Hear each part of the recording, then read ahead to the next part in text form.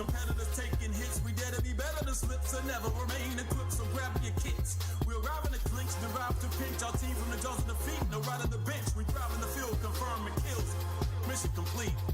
Out here, there ain't no telling just how long you can last. One snipe, now use a thing in the past. A mass of enemies approaching. The only thing between me and my staff is a notion of killers with guns, concerto of bullets, a ballet of blood. I remain until the dance is done. If I die in the mud, may I return as a revenant, hell-bent to maintain my oath and be the angel that heaven sent. Competent and content thoughts of superiority. Security never got a glimpse of me, not even narrowly. The gate is lightly guarded, even though I'm packing heat. My hunt for neck meat is how I prefer to get the party started. Slipping away from the remains of a guard, left dripping in the shadows of a stairwell. Recalling mission briefing, I can tell I should be near the holding cells. It won't be long before I spring my team and we can bail. Targets located, let's get them exfiltrated. Scam the door code keys, my guys are dirty and beat, but happy to see me. Talk is cheap, rock ribbed and still spine. We never leave them behind, cause that's truly defeat. There's 4 of us now. Even still, there'll be no rest for a while till we make this exfil. The maze of industrial corridors are a cinch to navigate. Thanks to a hacker, the map data is top rate. In no time, we reach a darkened hangar leading to the exterior. My team spreads out and becomes executioners. The muffled screams and sounds, bones snap and fill the air. We finally get to the hangar doors and fill the air. It's quiet, too quiet, my apprehension's tripping. Like dappling, breaking the cover of the forest canopy. Gotta keep moving till we make it to the beach. Back at the compound, an alarm sounds. Good luck on your sweeps. All you'll find are lifeless bodies while we signal for evac at a clearing near the ocean's edge. I look at my people, even though I know they're on edge. Nary a concern shows on the horizon. The sun is rising and I can see the airship approach. Emperor's Log 210. Mission status. The kids are at the playground. I repeat, the kids are at the playground. Mission complete. He got all 3 of them. Just like we drew it up. We should be home in time for dinner. Proceeding with exfil. Emperor out. The dynasty. The dynasty. The dynasty. The dynasty.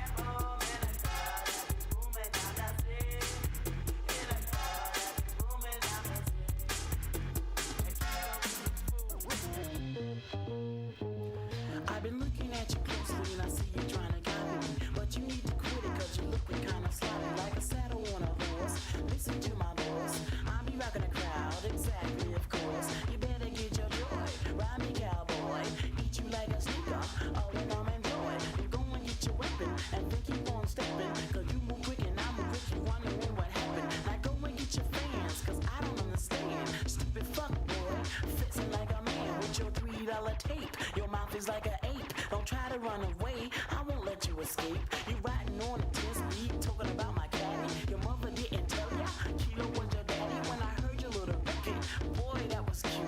I kicked you in your mouth with some steel-toed boots, cause I'm the K. The K is what I say is what I am. I'm rolling like a lion, keep you screaming like a lamb. I rock the microphone like a symphony. I be killing suckers into creativity. Some of them trying to battle, but they can't get with me. The friends are on the side and they be ripping them, G. They be ripping and they ripping and they biting on that Brazil. Step up in my Brazil, break your fucking Brazil. This ain't no beauty pageant, there's two MCs clashing. I work the fucking rhyme until the beat is out of fashion.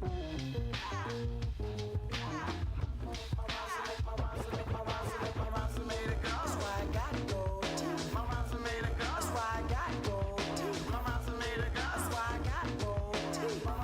My gold teeth. That's why I got gold teeth. That's why I got gold teeth. That's why I got gold teeth. Gold teeth. Now you were making records way before me. Hit man, shit man, can't fool me. When they gave you your name, they made a big mistake. Instead of hit man, it should be patty cake. Cause you play me like a child, which means you're soft. You try to bite my dick, nigga, get off. There's a white girl in town. Hey, Kilo, man, that's wrong. Damn, I forgot. Cause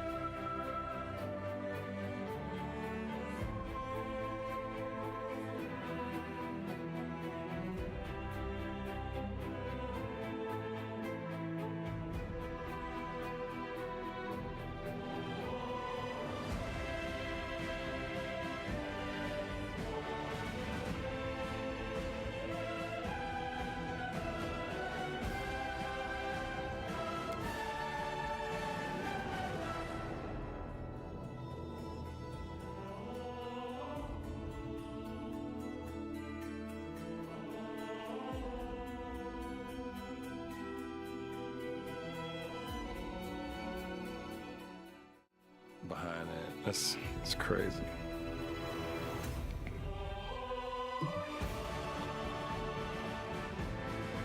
It's wild stuff.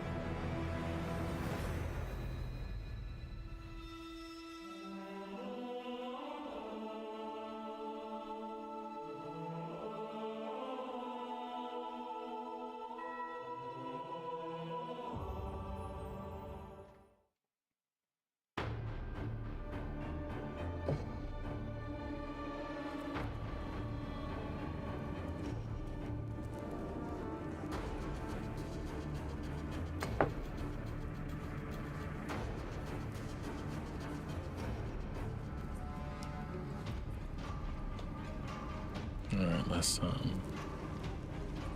let's get in this.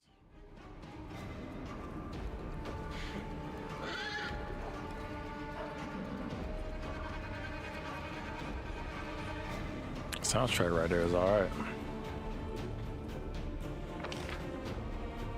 Look at all the loot, man. I sure as hell hope we get to come back, clean this place out, or if they have a service in here or something, we can hire. That's good. Shout out to Celesta, right? The devs on Celesta that set that up to where you can hire people to go re-loot the dungeons you cleared. They'll loot it, and I think you can. This is kind of, if I recall, there's like multiple options of out and for the task or what have you. It's this cool concept. Can't say I've seen it much anywhere else.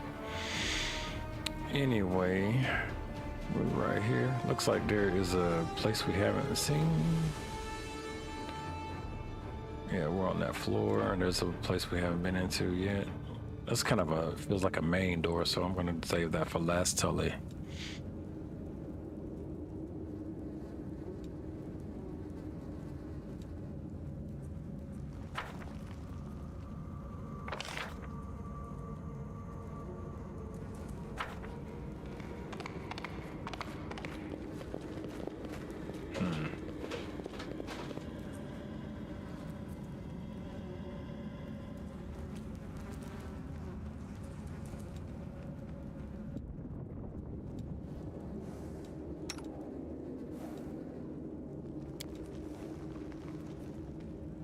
Anything for you.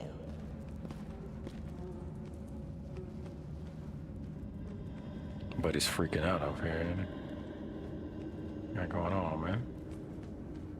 Move folks around, because he's bugging, quite literally.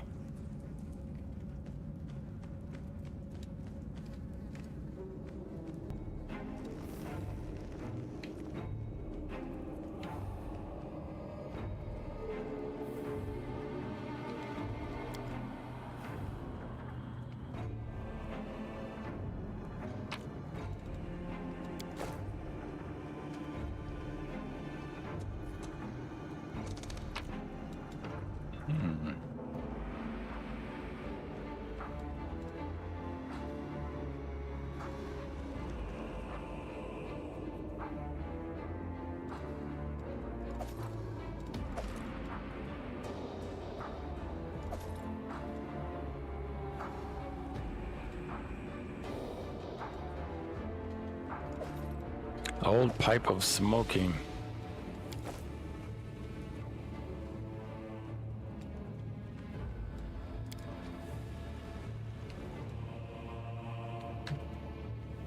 Man, this is 20 DC. Who out here can throw some save checks? Is restless. I wonder why. Guidance or something, is it?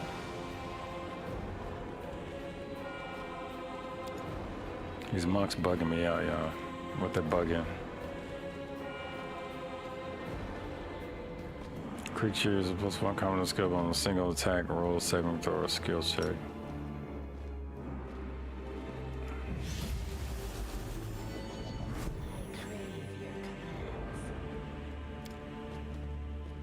How's that not working?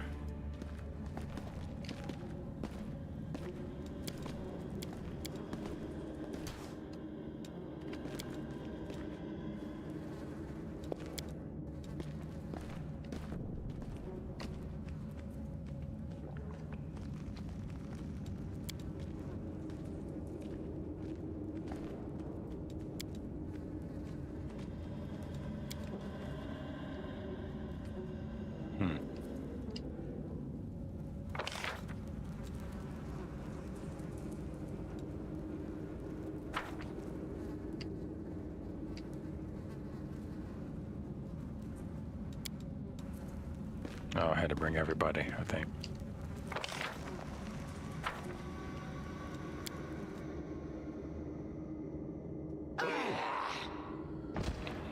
Oof.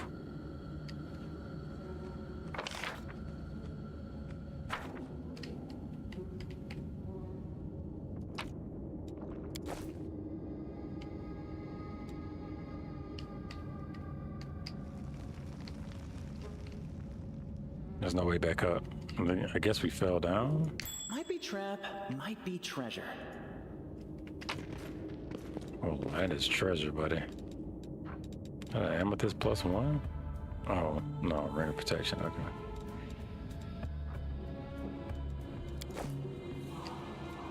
Watch out for trouble.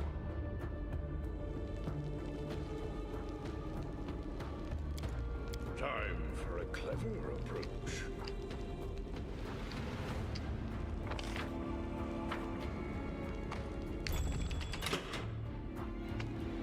Can we retreat already? Ooh. Cool. Sneak attack. Nobody expected that. Caught their ass flat-footed. Poultice Archer. The inheritors Pop. We actually still have some people hidden out here. I want to keep her on that.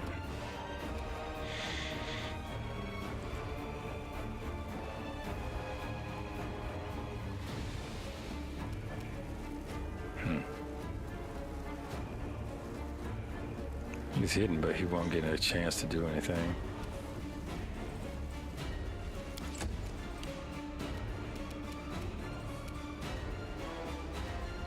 That Jute. Oh no, that's Wind Dog. Can she strike? She cannot.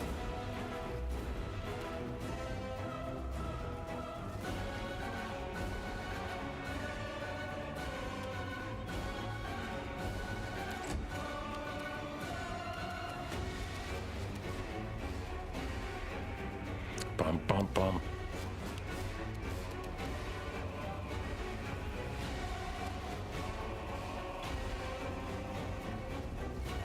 Friendly creature within touch range. Why not?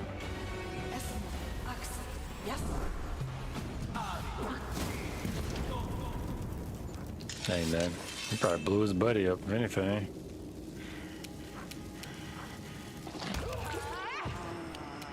Boy, that's a damn warhorse right there, but.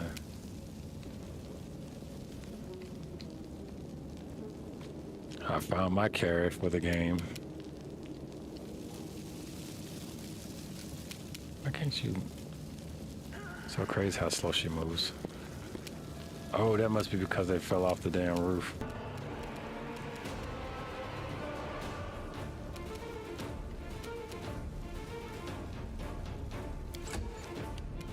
Some kind of lingering status effect, maybe. I don't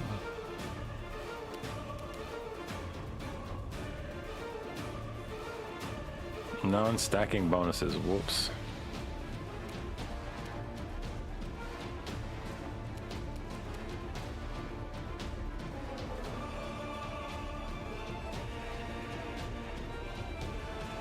No armor.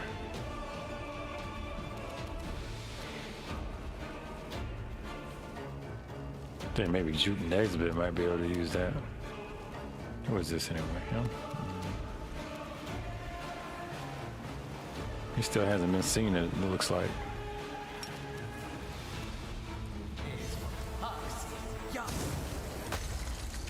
Ooh, damn, 31 damage? Sheesh. Well, he's active now. They know he's there.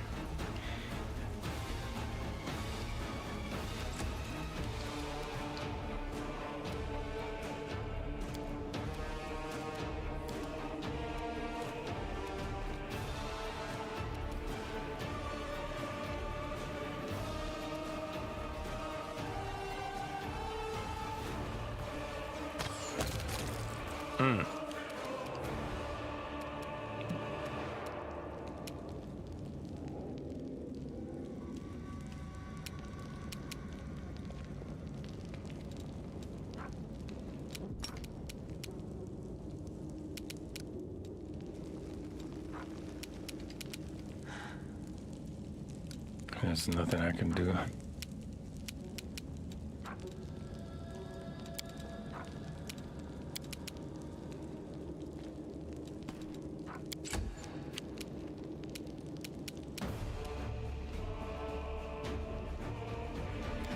That's why they was stealth. That's why they was moving like that. What the hell is this fool doing?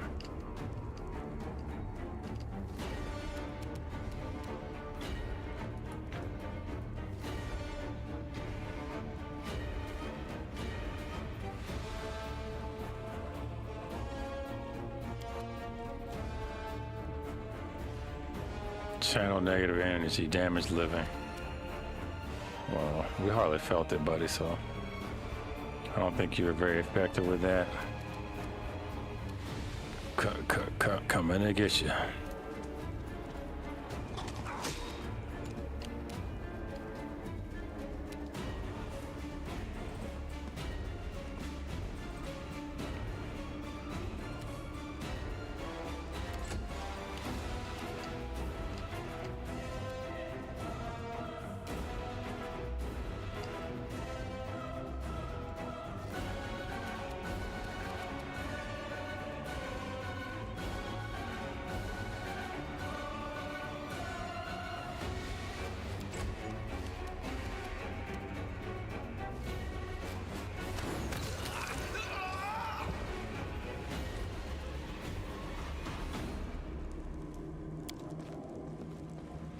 Your strategic maps offer many intriguing details about the movements of the Crusader army. The demons are doing stuff. Must have thoroughly studied them before destroying them with their claws and spattering them with blood.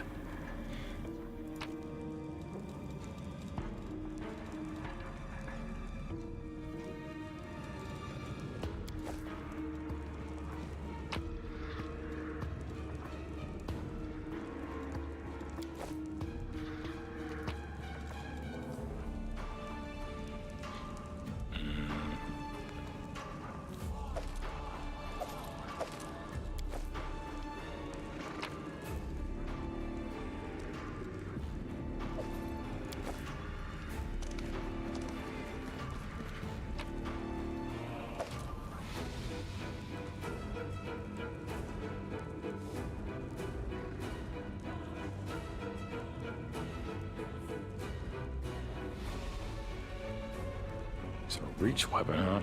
I don't know if I've seen those. I might hold that one. Try it out.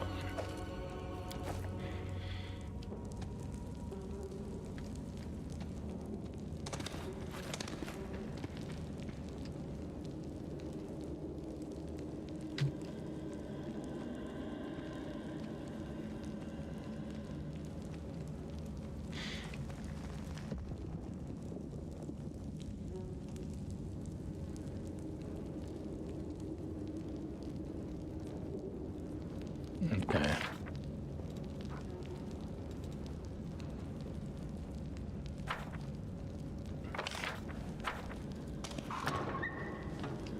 Keep your calm.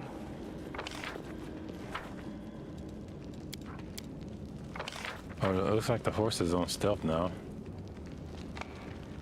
Oh yeah, I wonder if they updated that since last I played, because the horse definitely was not stealthy. All right, you know something? Why isn't Rely on me. the horse not treated like a inventory?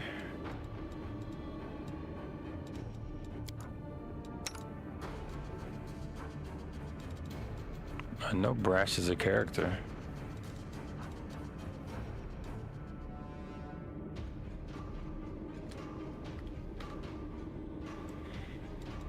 There he is.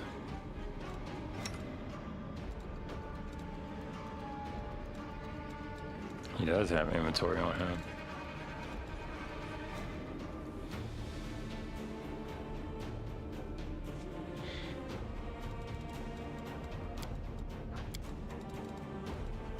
Well, not. He has a item slot. Quick items for use for in combat, or I guess in the world, maybe, depending. I doubt he's gonna be able to cast anything.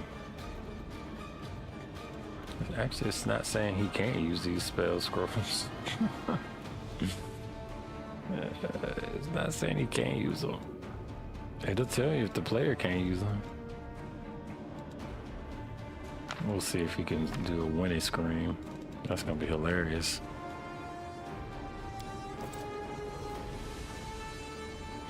She can't use them like that while she's riding them, though, I think. Dang. Oh. I think this is his. Oh, yeah, he's got Trip. Sure can.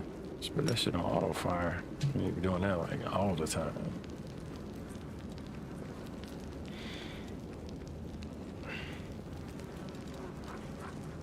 Bull rush. Yeah, throw that in there too. Oh no. And be mindful he's got bull rush. Got quite a few cool capabilities.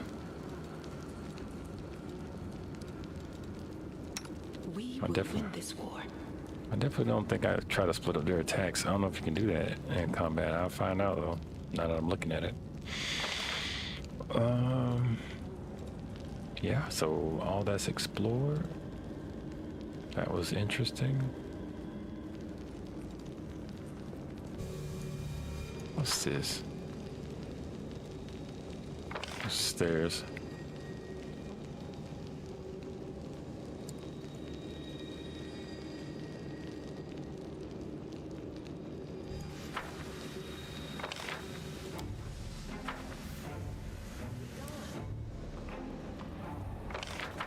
Oh, you know what?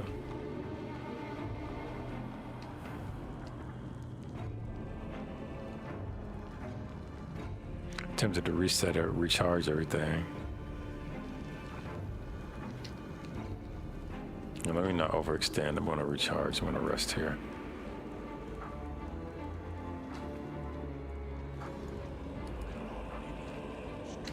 I know I run the risk of being, you know, I'm gonna scum because I'm scumming. Got something scumming, scumming.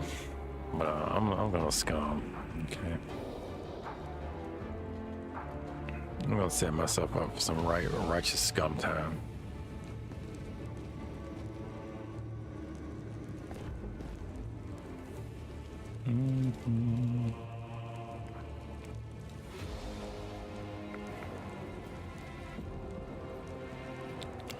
It's gonna be a long haul, man. Next one, So we ain't gonna rest for a beautiful while and on the next kind. one. But I think you're sad all the time. Why is that? Those who stick their snotty noses in other people's business can get very sad themselves. Oof.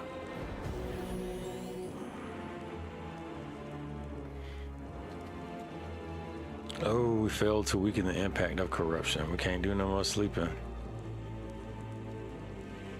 Not out in the field.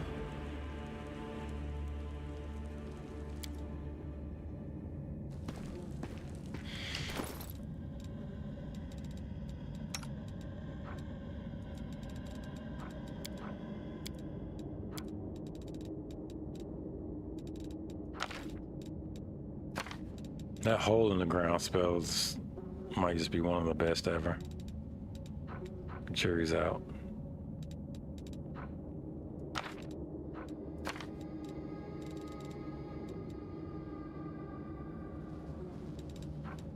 The rain is on again. Cloak of resistance too, huh? Saving throws and all that? Yeah, let me get that. What's this thing?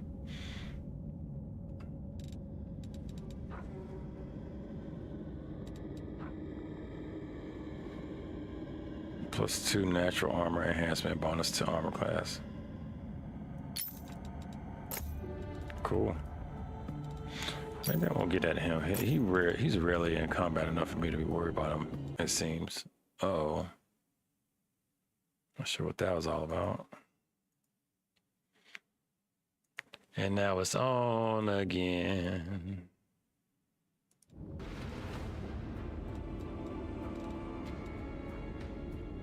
Oh, we're heavy now.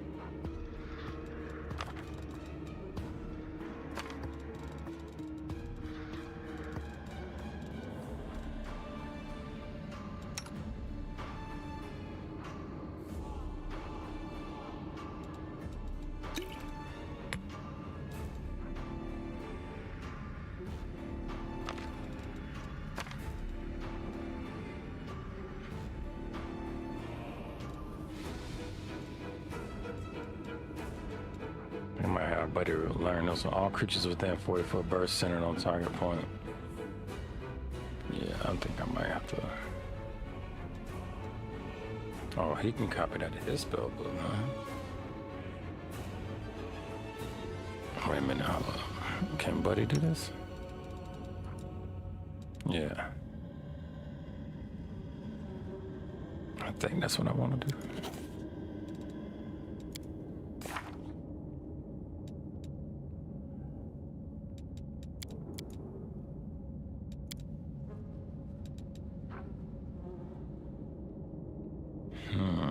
Stone Call, huh? Yeah, I think I'm gonna drop Cat's Grace for that. Damn it, I should have did that afterwards. Frick. Oh well, I won't. Let me not mess with spells anymore at all right now, cause I want to messing my dang roll up. I didn't lose. I did kind of lose a spell, but I don't use that spell anyway, so it's not a big deal.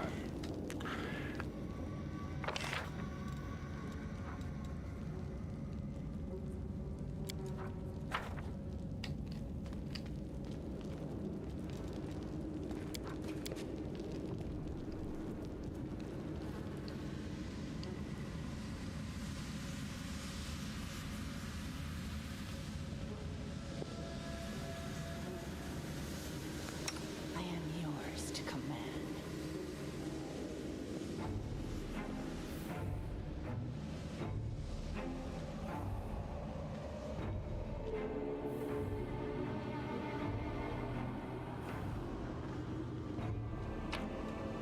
What's this?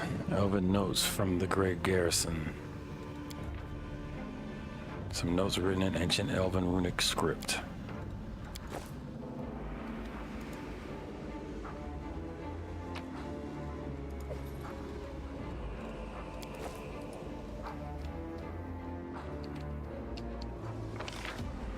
Oh well, nothing there.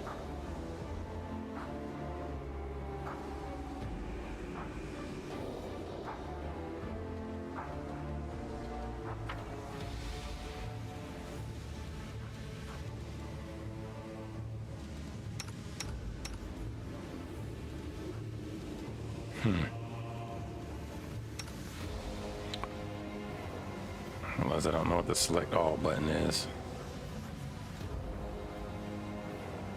There we go.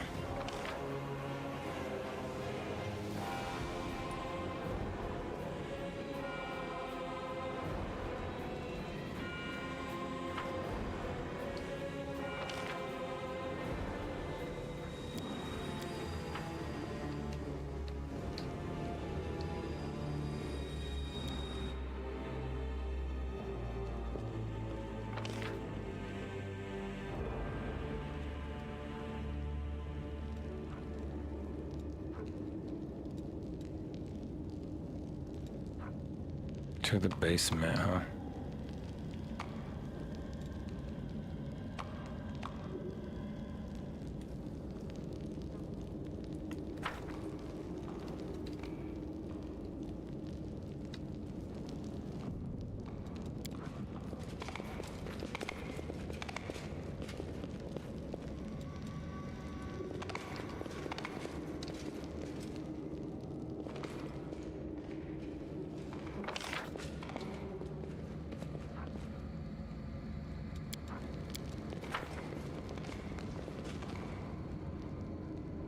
Not sure where to go.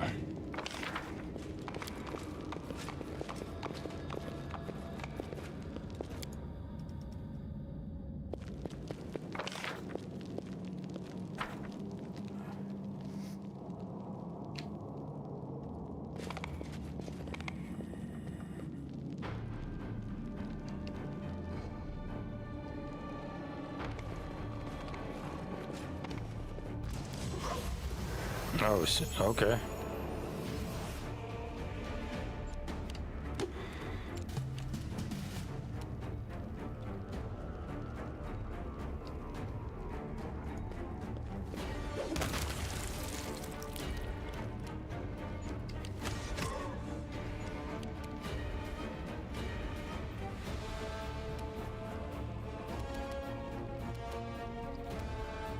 Where the hell these mongrels come from? What in the hell is going on?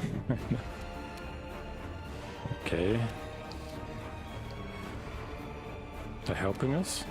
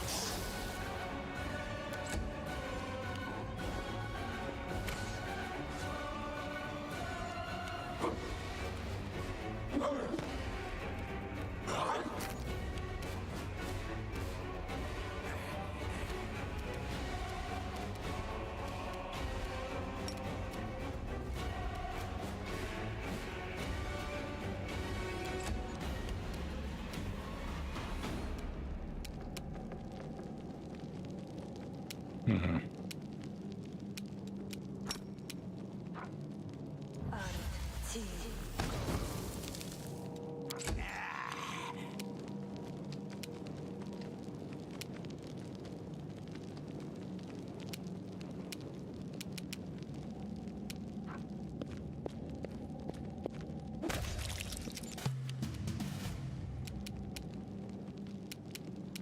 Cover me, all right? Boom. Dang.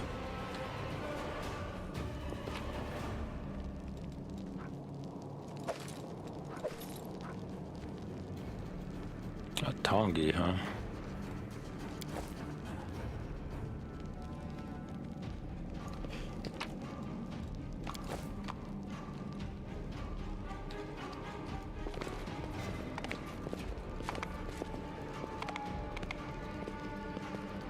Okay, kill.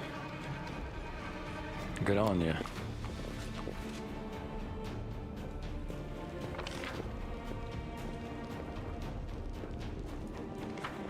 Where the hell is it?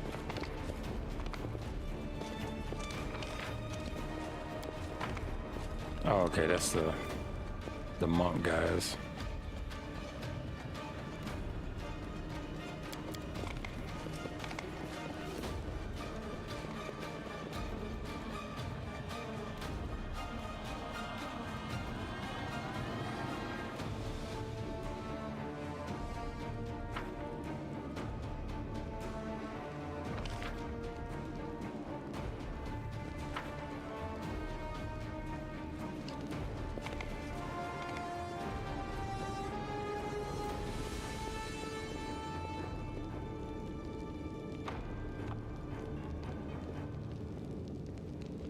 I'm not supposed to be able to do that.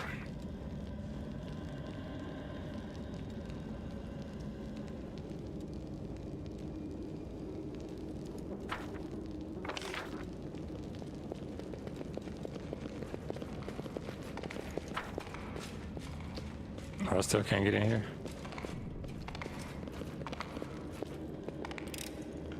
This is my kind of work.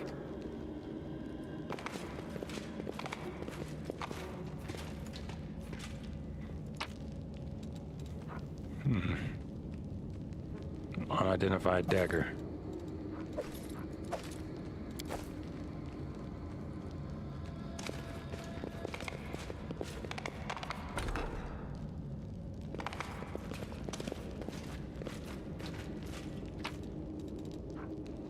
Corrosive touch.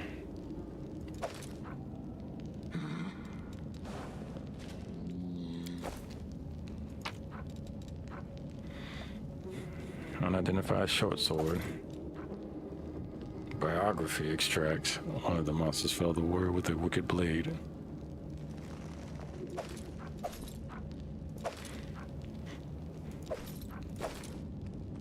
You just never know.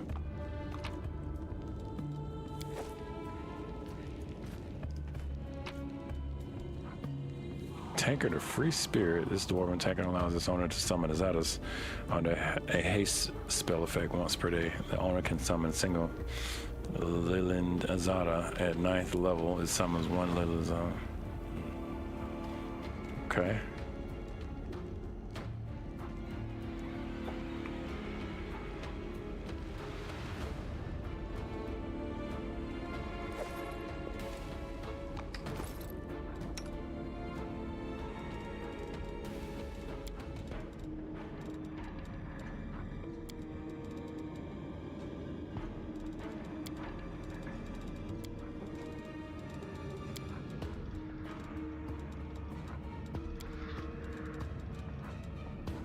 Where did it go?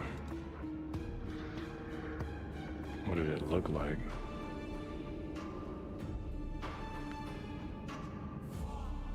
There it is. I realize I have 2 heads in my inventory.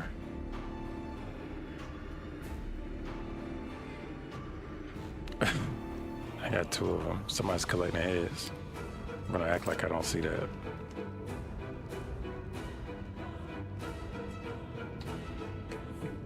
I bet it's the horse.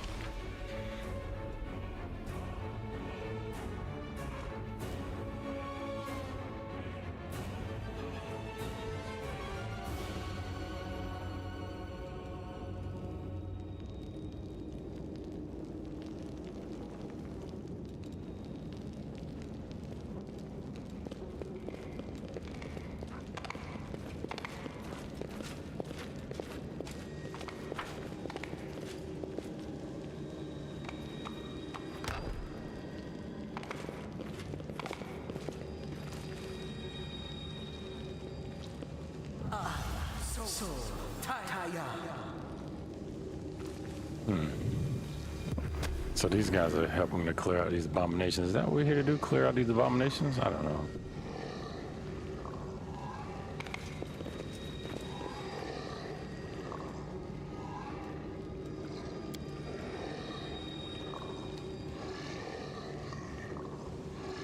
A bright future awaits us.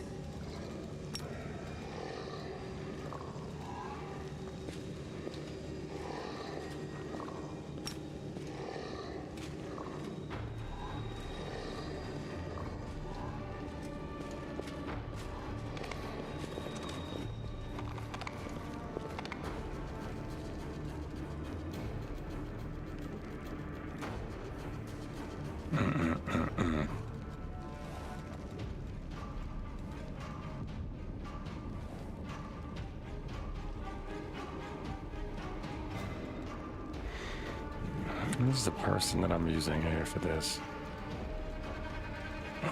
Together, we stand. There we go. That's what I was doing wrong. All right.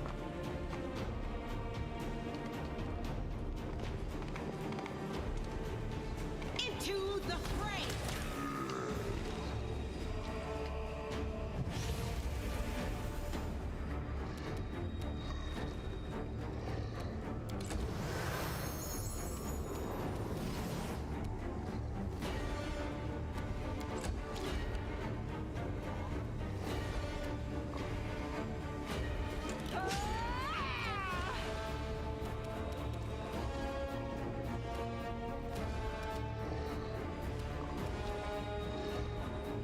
My tail is switching.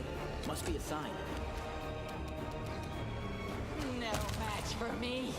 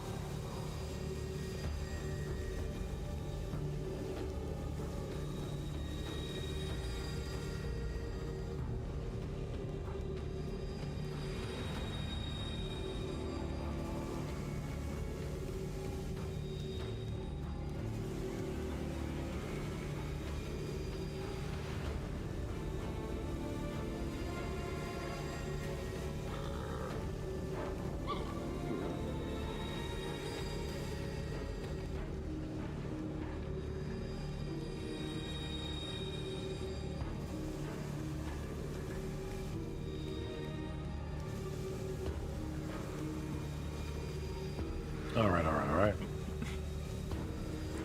Let's get back in here.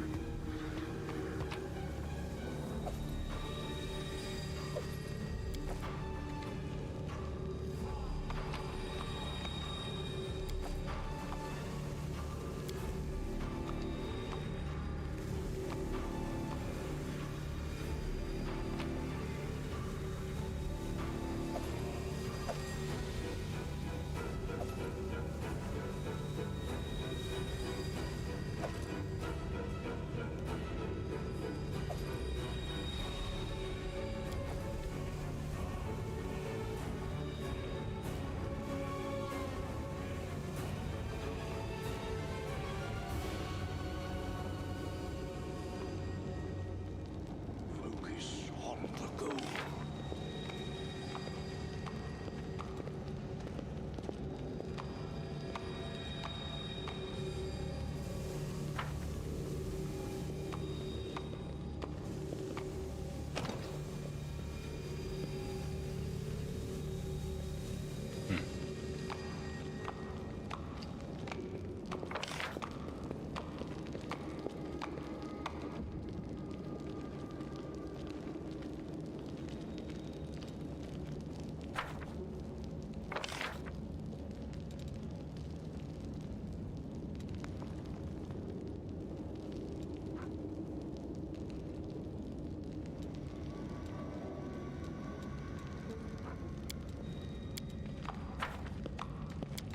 So we'll try the second floor.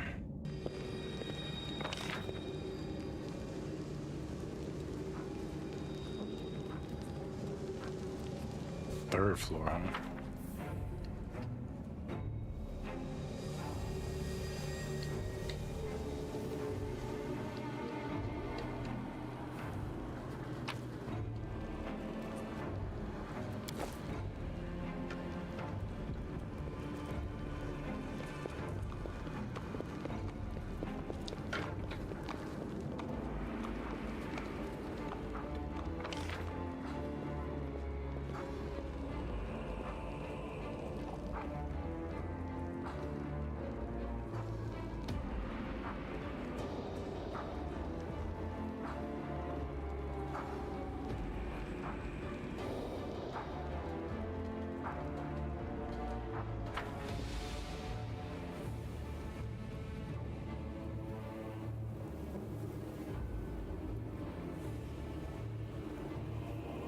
Figure out how to get down here somewhere, some way.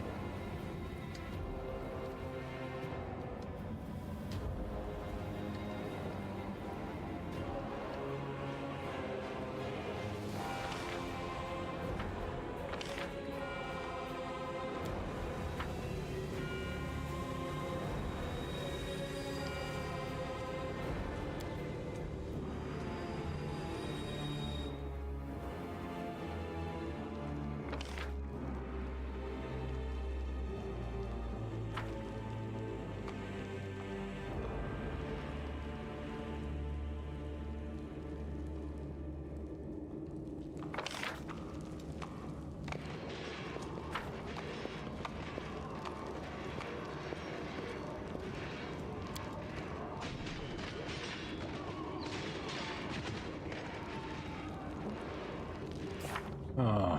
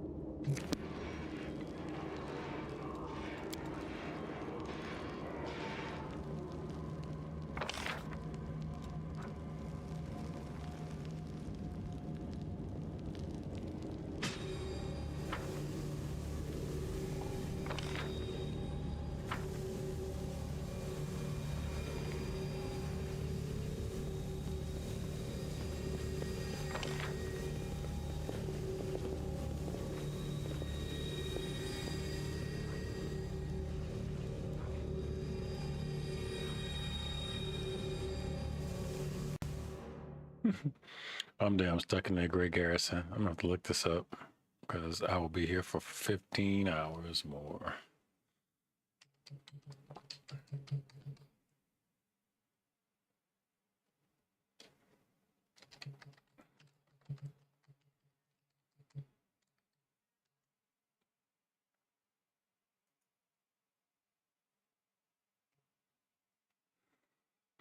Kids on the path. It's on the other side of the stupid. Look, apply magic door. Everything. You mean the door that leads to the 3rd floor? You don't need the magic. You don't need the magic one. There's a room with a big dining table on the 2nd floor. Some big fight what happened there. The key to the door can be looted there. I missed the room for some reason. Every time I look at the map, I'm sure I was behind the map. Every time I look at the map, I was sure to be behind. Hold on, I haven't messed with the magic. Hold on, let's see.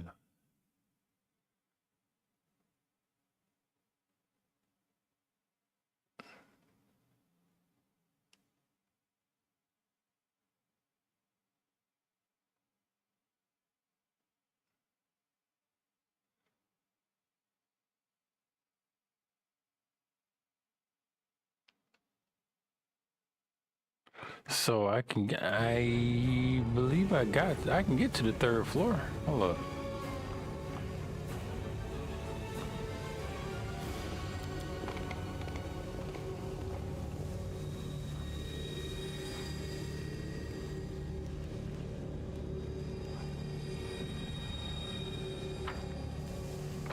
Oh.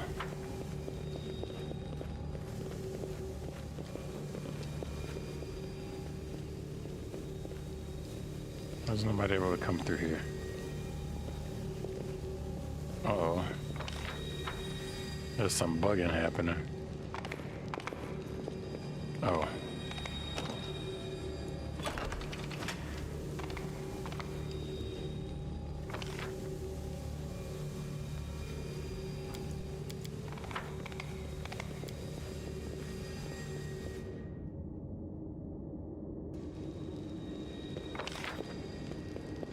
Now on to the 3rd floor. Here we go.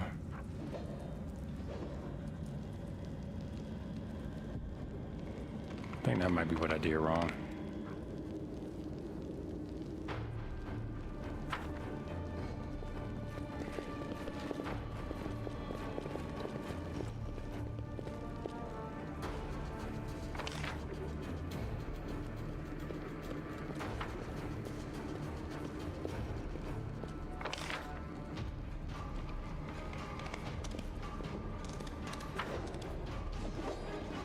That's what I did. I didn't go to the 3rd floor, I think.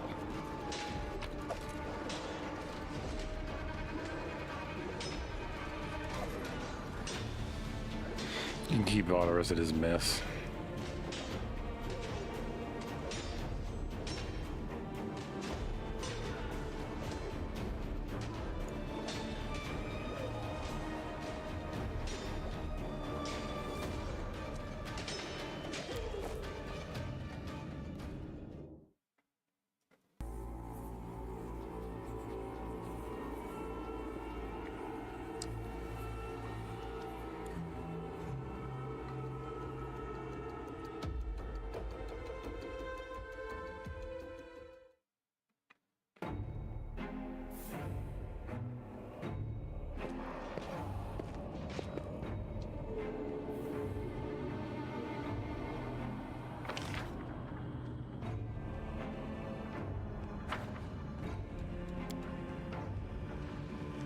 Watch out for trouble.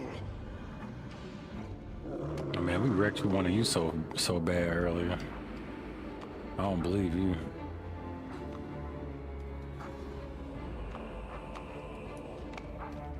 Keep your calm.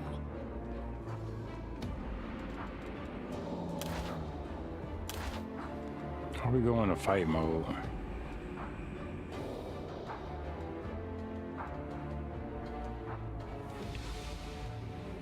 No reason to pause.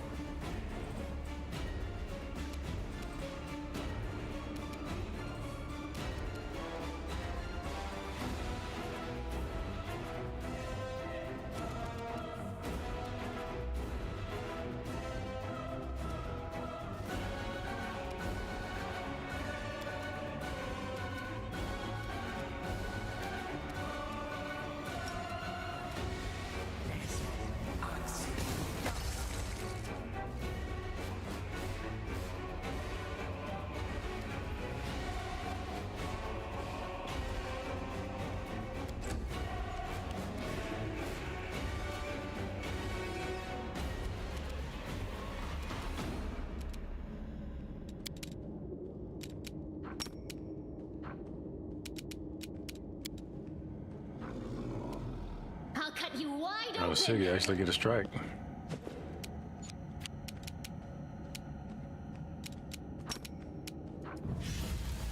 I'm pulling my punches, trying to conserve my ability. So I won't be gassed out by the time something serious shows up. But I want to go for a while without resting too. Oh, they look like they are terrified.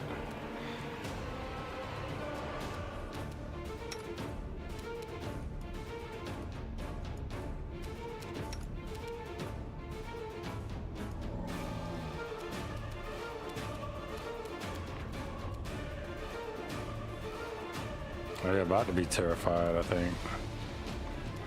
There's a status effect going on here with this character that the game is not letting me see. And I ask myself, why is that?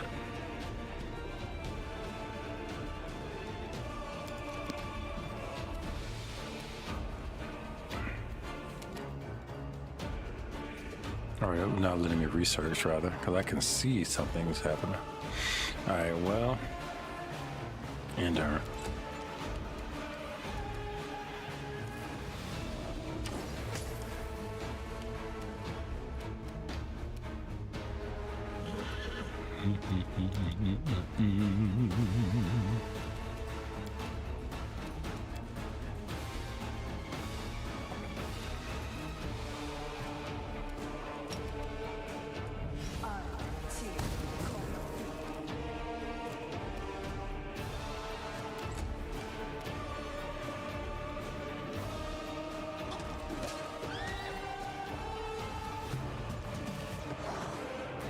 I lost my horse. Oh, attack of opportunity when playing with you. I will help where I can. I lost my horse is kind of beat up. Let me see if I can lay hands on him.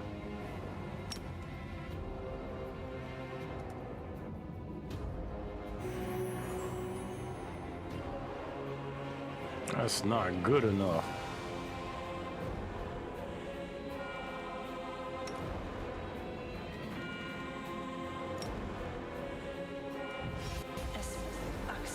Yes.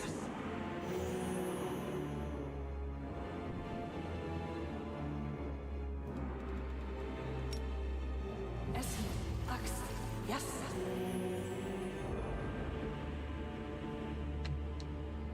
Very good. Oh.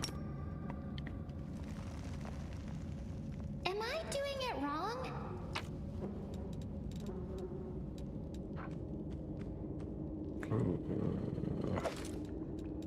Unidentified great axe.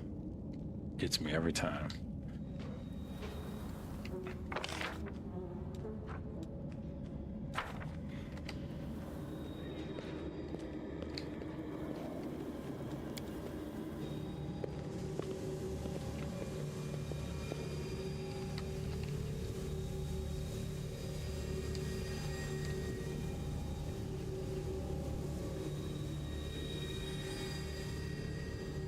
Some wicked power his way.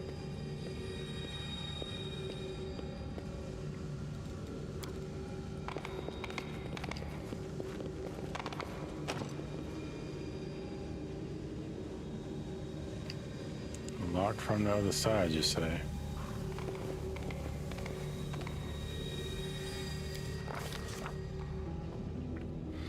Upon entering the chamber where the vanquished Wardstorm resides, the Crusaders could have expected many things: an ambush, deadly spells, or a horde of enemies, but not an empty hall, still and silent, with no Mihingo or henchman, only the obelisk and glimmers of light dancing on the dirty floor.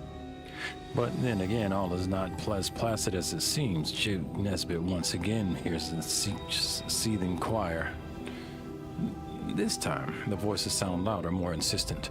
One step, another, and suddenly, Jude Nesbitt sees the War Stone not as it was a moment ago, but somehow completely different. It is no monolith emanating light. It is a cage made of pure energy. The place where Discari struck looks like a festering wound, some of which tendrils of dirty red and purple darkness creep throughout the entire artifact. And there, inside, two hosts of flaming warriors are locked in battle. One is light, the other is red, blood red. But they are all waiting. For what?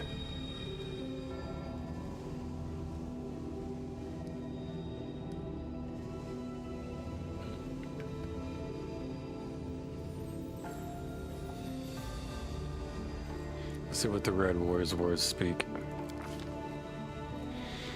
The Red Warrior speaks of pain and lies and disillusionment. Their words reveal the truth of the ward stones. The barrier surrounding the world wound is built on the bondage and suffering of countless angels. Every injury dealt to the ward stone, these angels experience a physical agony. The pain has driven them insane. Deceived by the hollow platitudes about duty and service, they suffer torment day after day for the sake of ungrateful mortals who do not even know their names. Enough. The Red Warriors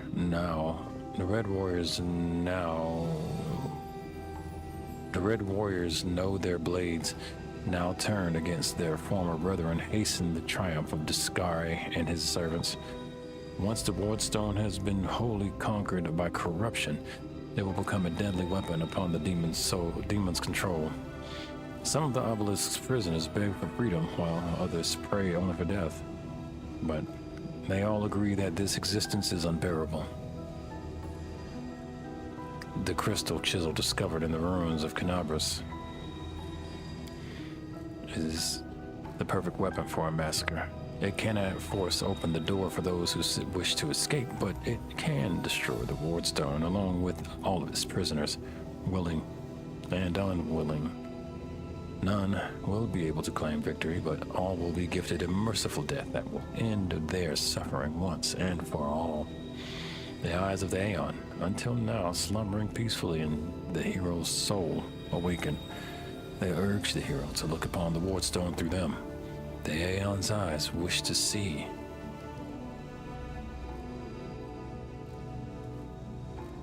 Hearken unto the Light Warriors' words. The Light Warriors speak of duty, service, and sacrifice made. The words reveal the truth of the wardstones. Each one contains the host of angels, volunteers from heaven, who committed to this indefinite imprisonment in order to guard mortal kind from the demonic threat. They make no complaint. They ask no easing of their burden. If the goddess and her herald offered them the same choice again, they would consider it the ultimate honor and sacrifice to sacrifice their freedom for the cause. The angels know Discari's evil plan. When the last of the Light Warriors falls, the wardstone will become a deadly explosive that will destroy everything around it, and the other obelisks in the chain will meet the same fate. The Light Warriors pray for help. They plead for someone to strike down their fallen brethren, those who succumb to the demonic corruption and are already beyond salvation. But if they are stopped, it will allow the wardstone to heal and the light host to continue its duty.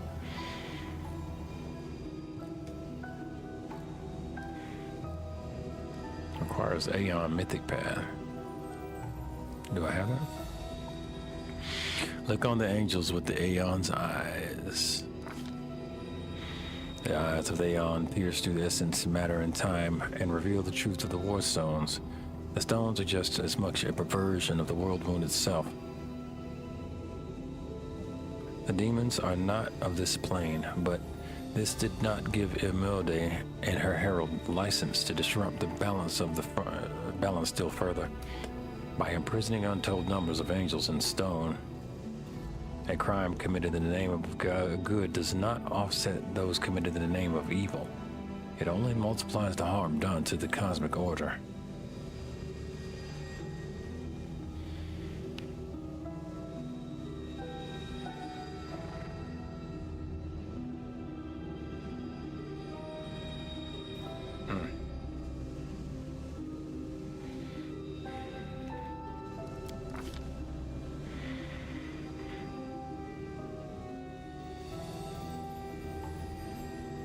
There it is, the fate of two angelic hosts, faithful and fallen, and the fate of Canabras, perhaps even the Mendev, now rest in the hero's hands. How will he proceed? Whatever this crystal chisel may be, its power is great indeed. It can destroy the stone along with all its inhabitants, or it can mend it by killing the angel defectors within. What it cannot do, alas, is free those who wish to escape and keep the stone intact for those who wish to remain. The Aeon's eyes perceive the solution to the goddess's tinkering, one that will cost no lives. One strike with the crystal chisel at the perfect point, and the stone's magic will be destroyed, and all the angels will go their rightful place, to heaven, or to other planes of chaos and evil.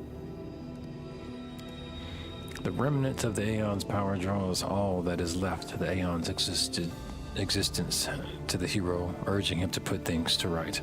But somewhere deep within the hero's soul, the familiar ire seethes endless rage, unbridled hatred. What will happen if it is unleashed here, at the stone?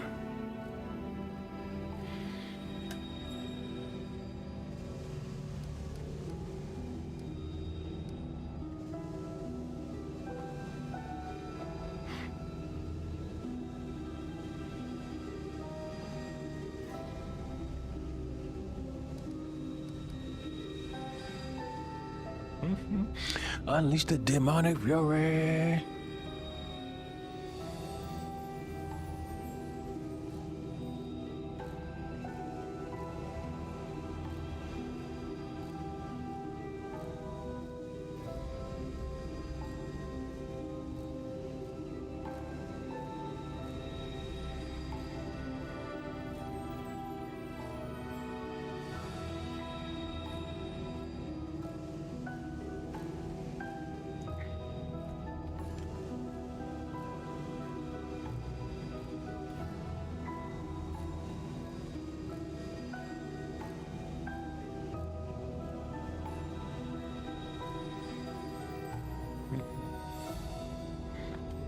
I'll go back and see. Let me see.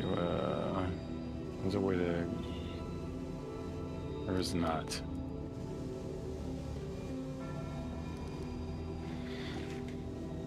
Quell the anger, really. No peace.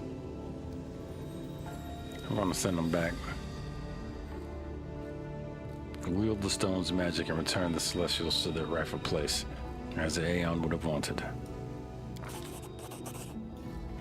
The Wardstone, the goddess's weapon used in her violation of the cosmic order. The demonic crafted chisel discovered at the scene of the very same crime. It could be only fair if both instruments cease to exist in the same moment. One precise strike, and the chisel will cut through the stone like a hot knife through butter, nullifying the criminal magic of the inheritor. With cries of terror and amazement, the imprisoned angels go to their rightful places. The faithful to heaven, the fallen to other planes of chaos and evil. The chisel turns into dust, and with a blinding flash, the stone follows into oblivion. The eyes of the Aeon look on in satisfaction. The Aeon's mission is complete, though it came to it at a high price. What remains of the Aeon can now rest in peace, knowing that the world is in good hands. And as for the mortal who brought all this to an end, seeing the world through the Aeon's eyes has left a mark on him.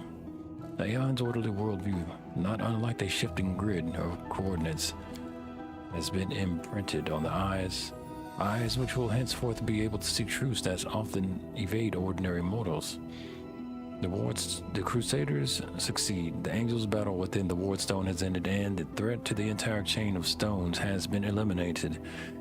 Of course, this has won no guarantees of safety for the future. What happened here can happen again.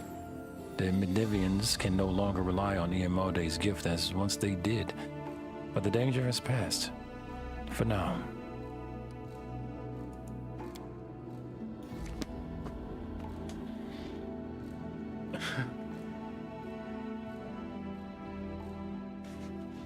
Bloody gods.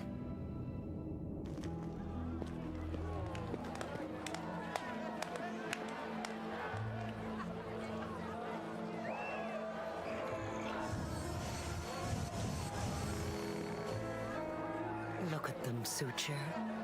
They're rejoicing like children. The storm is coming and none of them sees it. Shall we add to their festivities, my lady? How about a little lightning to burn their flesh? Oh no, Suture. We'll leave such frolics to Discari's little gnats. We are here for something else. Something I have greatly anticipated for a long, long time.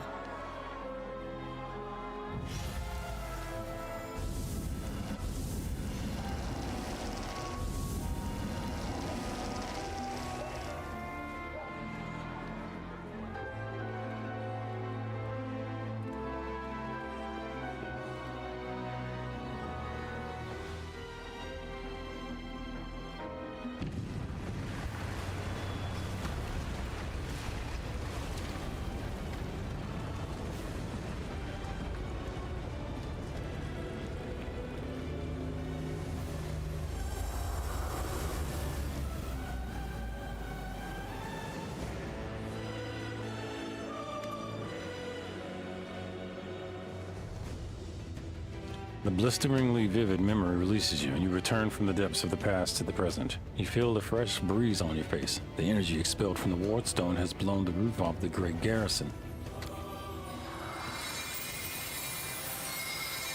When you got that, when you got that, when you got that glow. The wardstone's energy suffuses you, and through you flows into your allies. I feel the power. Yes, I feel it. What are you doing here? How? I see. Tricks from your pathetic goddess. So even Iomade will resort to dirty tricks when you have her cornered. Don't celebrate yet, mortal.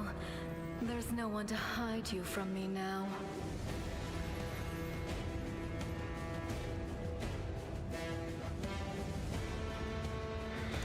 How did Minyago get here? She doesn't rush into the chamber. She has been here the whole time, but some unknown spell has stopped you and your enemies from seeing each other. Oh, that's right. Look, you're already wounded. Pathetic mortal. I'll have no trouble finishing you off now. You'll die anyway. Looking down, you notice that the wound on your chest has opened up again and is bleeding as if you were hit by a sword. But there is no pain. All you feel is feeling you. All you feel is power feeling you. Right before your eyes, the edges of the wound start to join and heal until it closes fully. Minago's face twists in frustration. The demoness looks formidable with her entourage around her, but her threats ring hollow to you now. You look at her and feel like a titan looking at an ant. Overwhelming, all-conquering power fills you. What? That little demoness? Those irritating hordes of the abyss? The gods themselves are your only equals now.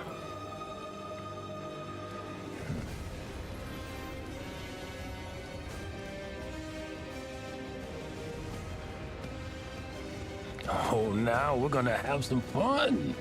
Well, for me, I don't know about you. We'll see who's having more fun when I've got my claws in you. Your goddess sent you to die. You think that's a victory? All you've done is postpone the deaths of all the other mortals. And not even for very long. But your wait for death is over. You won't see what I'm going to do to your little friends, because I'm going to kill you right now. I won't let you hurt my friends. I guess I'll be freeing the dwarf here.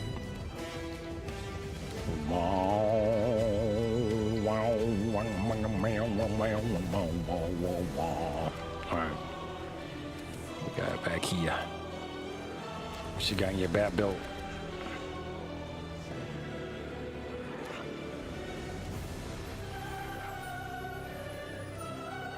$30 hit points. 59.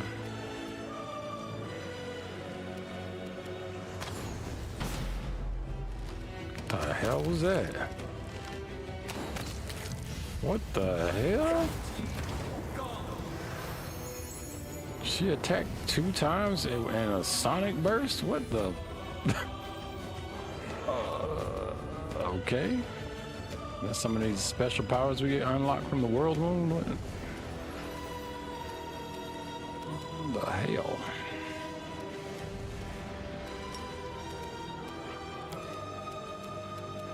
I don't play her all wrong.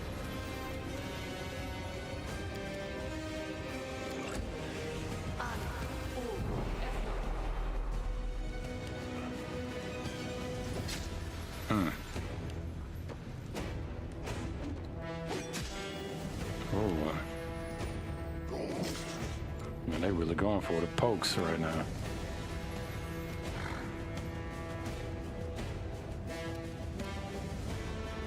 I'm gonna cut this. Is this free? I'm so upset this is not free. Oh no, this ain't free.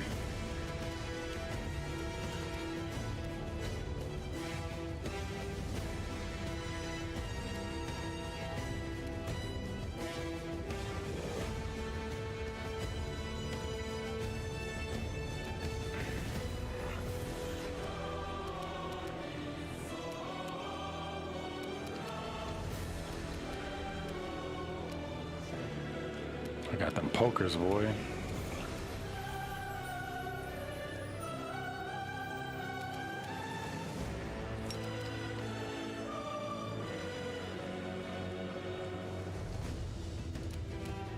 No, let's scrap it out. Okay. I shall survive this ordeal. They really coming at bro, right? On some real crazy stuff. I put that fool to sleep. Something. They giving him the pokes to deaths.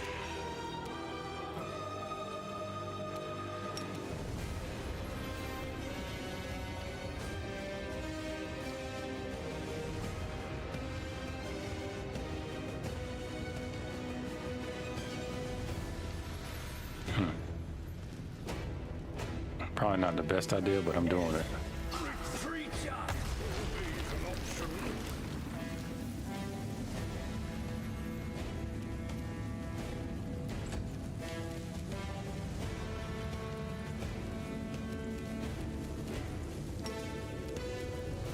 Pop him with some cure moderate runes, like yesterday. Ooh, oh look at that.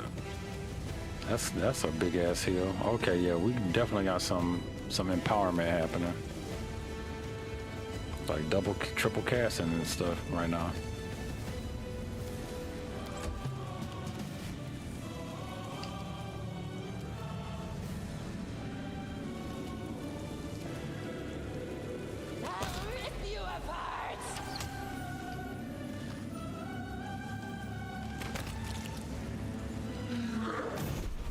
Oh.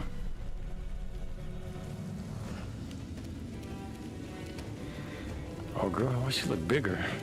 All right.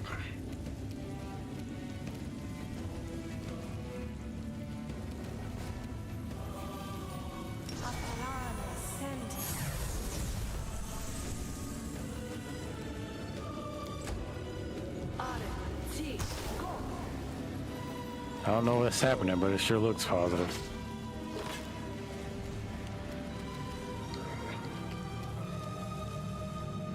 The Bismarck.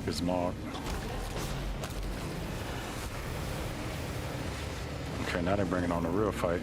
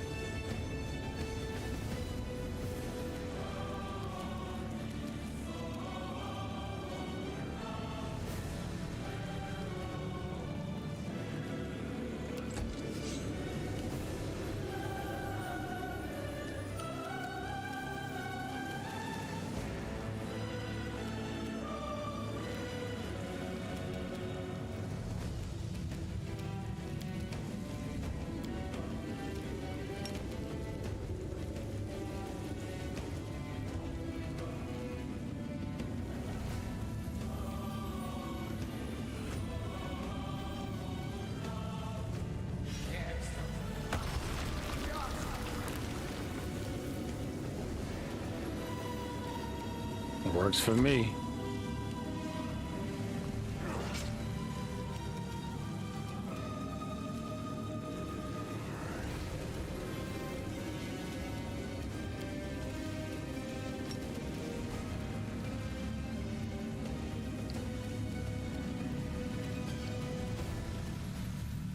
Oh, you know what? Let me not do that. Let me work on heals right now. Well, I got him slowed down.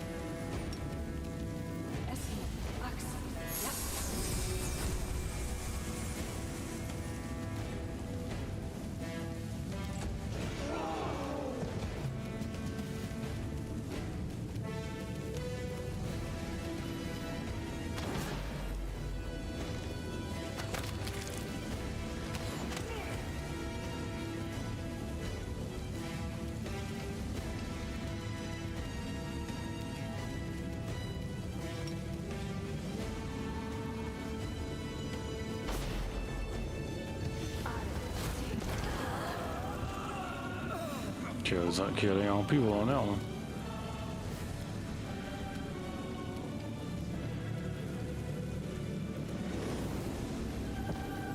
Damn it, I think I stepped into damn... I stepped into the damn magic. That's not good. I'm not sure I can dispel it while in combat either. Oh yeah, I can. Who is this? Target must be created by the same caster. Okay. So that means Juke has to dispel it.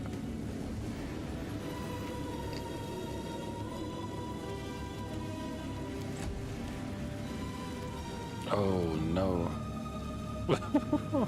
Then it fell out. Oh Lord.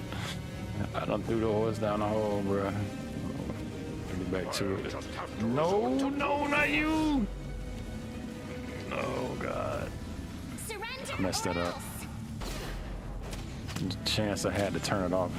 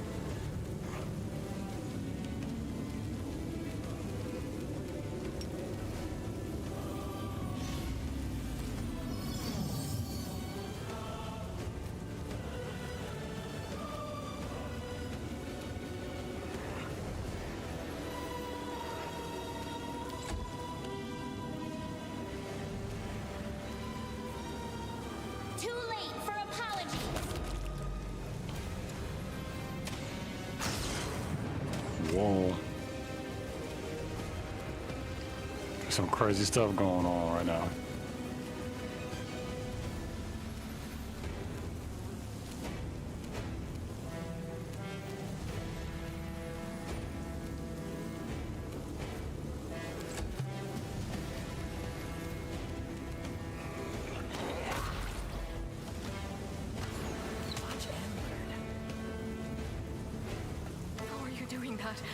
Where is your power coming from? All traces of Minago's bravado has disappeared, and now her voice trembles with panic.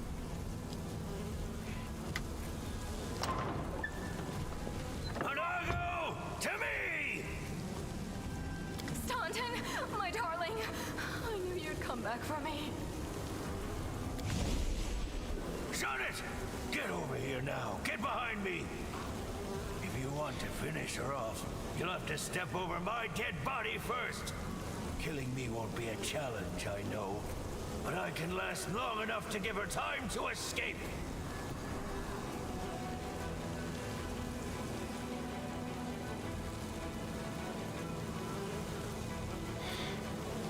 Monago, let him go. Let him go, but I haven't done anything. He came to me on his own, of his own free will. Because he still loves me. Isn't that right, my love? Yes, I'm here of my own free will. After a moment, Staunton grins out the answer, as though every word emerging from his mouth causes him pain. Staunton, don't do this. Don't do it? And why not?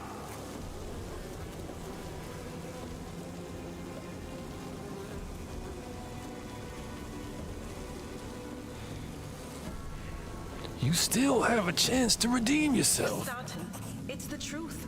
The Crusaders of Canabras have treated you like dirt. But we would never do that to you. We are your friends. Shut up! I've been listening to fairy tales about redemption for 70 years! Enough! Not another word!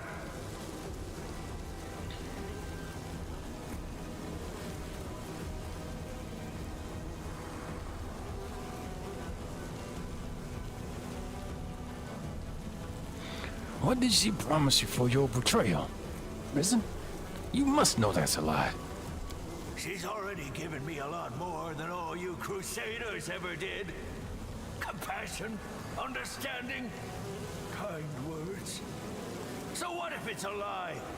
I want to believe her lies. I've had it up to here with yours. Your lies about forgiveness and redemption. You're hurting yourself, just so she can hurt you even worse later. And all that so you can feel hurt until the day you die. You're awfully silly. I know, girl. But it's too late for me to learn any different. When I die, pour one out for the old fool. Enough talking. Monago, cast your spells and get out of here. I'll hold him off. Quickly, before I change my mind. No, my sweet, I won't abandon you. We'll leave this place together, and we'll go where we can be happy. Go. Let me finally. Damn it all! Let's go!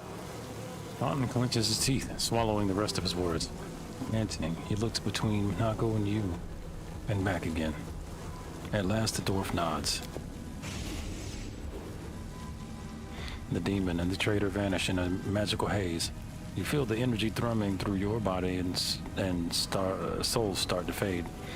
It doesn't leave you, it hides somewhere deep down, leaving behind a small amount of incredible energy, as well as an understanding that you will one day master that inconceivably huge power. Alright. You have gained your first mythic rank as a mythic hero, starting a whole new track of development, independent from your class levels. Every time your mythic rank increase, you and your companions will gain new mythic abilities or mythic feats. Your mythic rank will increase as the game's story progresses. Criminy creeps.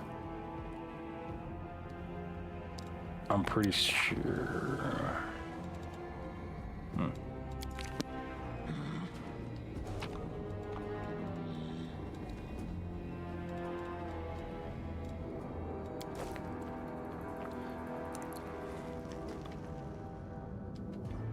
There are many roads to success.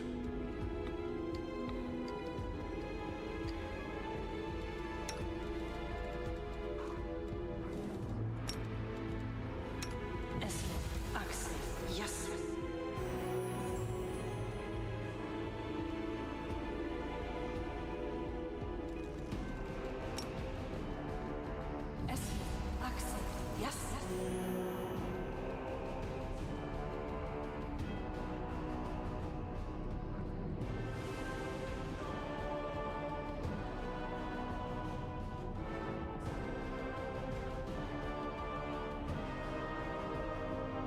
This is where it went down. We just disabled this crystal spear, whatever. They just dropped the whole damn thing in the damn castle. That's crazy. No, I don't want to collect none of that trash. Finally. Woo. Woo.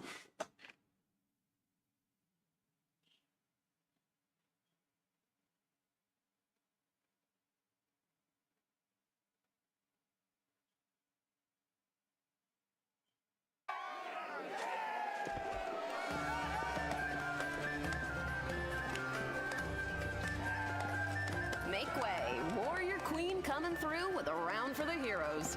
Whoa, the heart is packed. And you considered nixing this little shindig, Beth? When Lavinia reaches the long table your party is gathered around, she heavily flops onto the bench and hands out tankards of beer.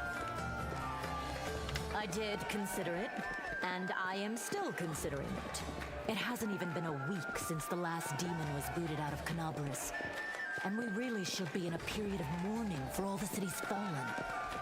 But the people deserve to celebrate. And he deserves to be honored for saving the city and possibly all of Mendev.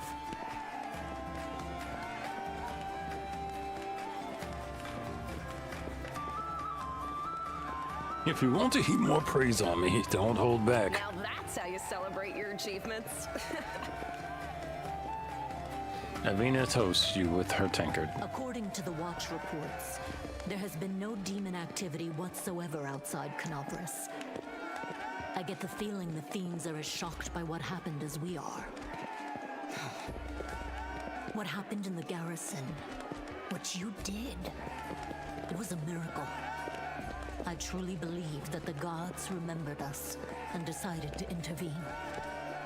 Irabeth rubs her forehead pensively. Beth, come on, you agreed.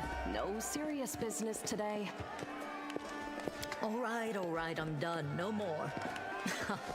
Who would have thought we'd be celebrating a successful attack on the Grey Garrison, our own fortress, and that we'd blow the roof off the place? It's simply unforgivable. Comes the cheerful voice of someone sitting in the far corner of the table. While we're on the topic of the roof, there's already a rumor going around that you have been blessed by Iomade herself. And it was her power granted to you that destroyed the garrison's walls and roof. And it turns out the people want a little piece of that blessing for themselves. The townsfolk are gathering chunks of the garrison's rubble as souvenirs and talismans. And I'm sure they'll hit the black market soon enough. Oh, yeah. Here, breathe on this for me.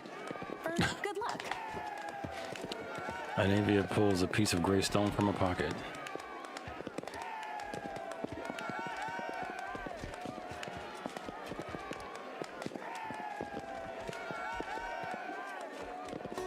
I wonder if I can get a cut off the sails. I know a guy who knows some guys. Lavinia gives you a conspiratorial smile. Nevi! What are you on about now? Irabeth mutters. What do you mean? Do you see many people at this table who've been personally blessed by Iomade herself? Well, a couple perhaps. Says the same mirthful voice that joined in before. Iomade's blessings are not conveyed through stones, and as public officials, we really shouldn't. Irabeth looks to the end of the table where the voice originated, and her eyes widen as her words trail off. I feel a little chastened after what you said about public officials. Uh-oh. But I myself have acquired a few pieces of stone and also wish to ask our hero to breathe on them for good luck. So, what now? Are you going to toss me out of this fine establishment? The woman dressed in unshowy finery raises her eyebrows. Your Majesty. Oh. Yes, it is I. I made the journey here to deduct the cost of repairing the garrison roof from your salary. We have not been introduced. Galfrey of Mendev. The woman raises from her seat, approaches you, and holds out her hand.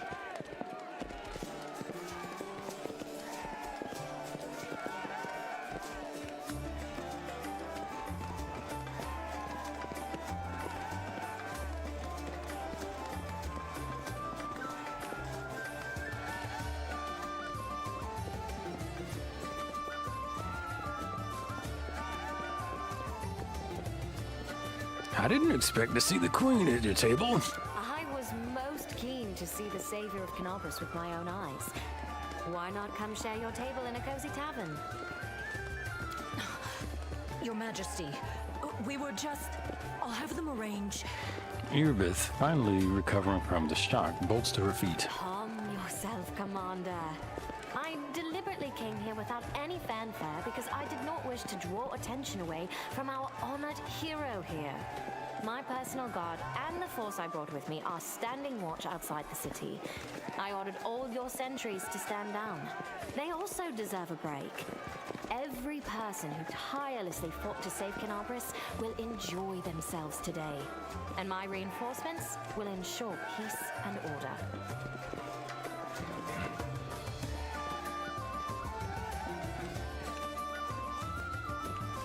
Will you join in our celebration, Your Majesty? Please, don't Your Majesty me.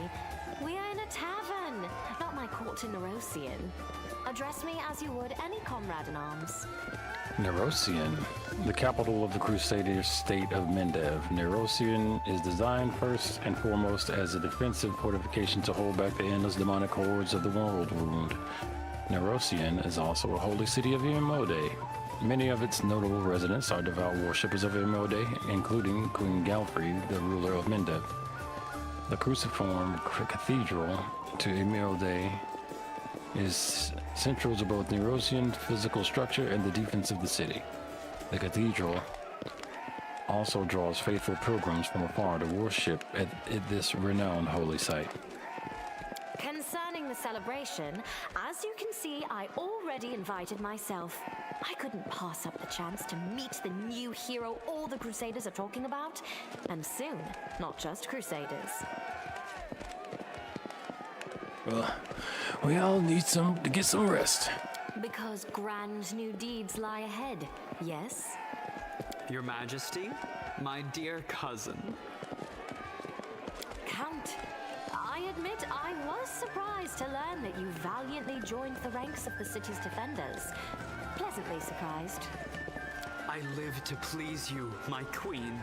My first thought when Dascari cruelly robbed us of noble Tarendalev and half of Canobras' crusaders in one fell swoop was of you, my queen, and of how these events would weigh heavily on you. No one could have foreseen the demon attack, and we have so successfully held the defense here for 4 heroic crusades. I'm going to drown him in the nearest well this very night.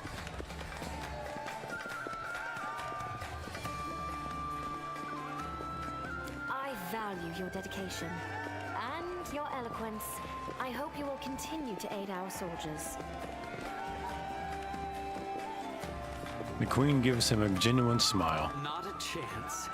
You know that I am not made for the front lines. Excellent bash, but alas, I really must go. Important matters to be getting on with. A new shipment of wine from Kionin and 3 beautiful creatures of the same provenance. But I will most assuredly come to say my farewells before your army departs on its campaign, which, wherever it may lead you, will undoubtedly be crowned with victory. I shall hold you to that, Count. And now allow me to devote some time to the hero of the evening. I did not come here solely to give you this chance to celebrate, but all serious discussions and official announcements can wait until tomorrow. I have big plans for all of you, especially for you. But I want to keep you in suspense for a little while longer, so I shan't say another word. Let us mark this victory. My first toast is to you, the hero of Canobras. Now, what are we drinking? The queen smiles archly.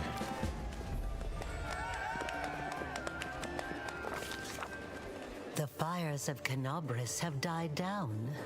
Now the army's path leads to the walls of Dresden, a fallen citadel that the Crusaders have been trying in vain to reclaim for 70 years.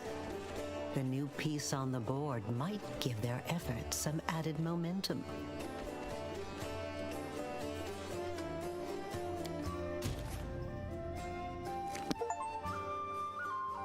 Cool.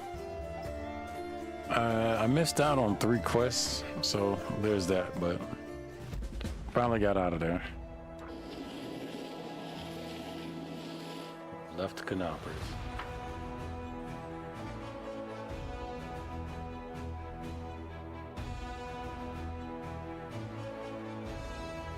I need to hit up the first available town, man. Get rid of some of this weight.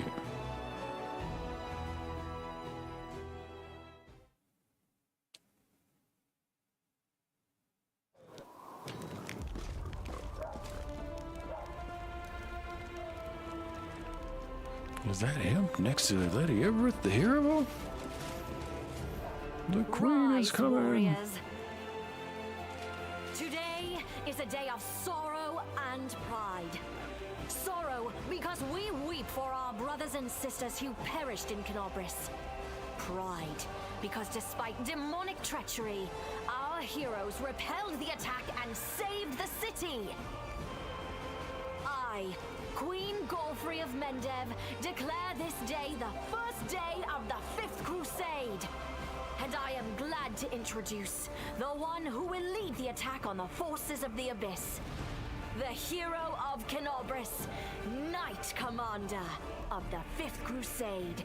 Your leader from now unto victory or death. And now it's time to rest. Everyone is dismissed.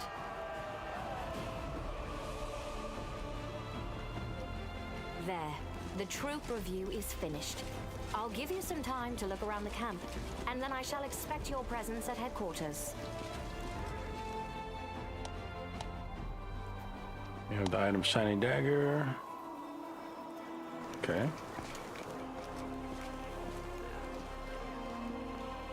Commander, please allow me to join you while you inspect our encampment.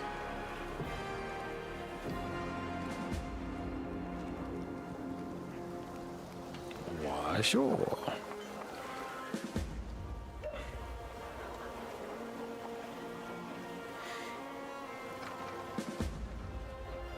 So we got quite a bit of work ahead of us.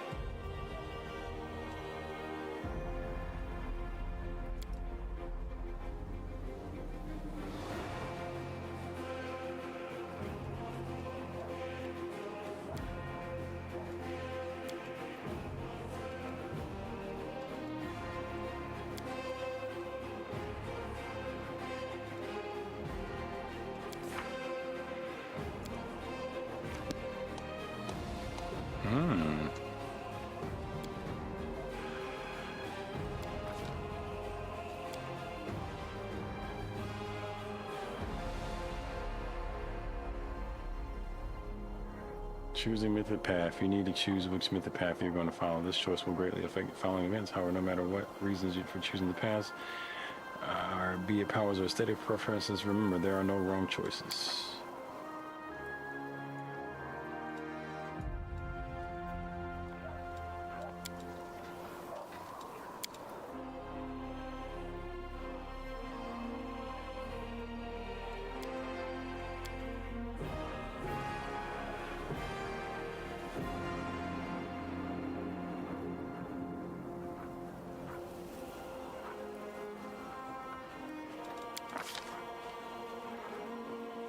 Okay.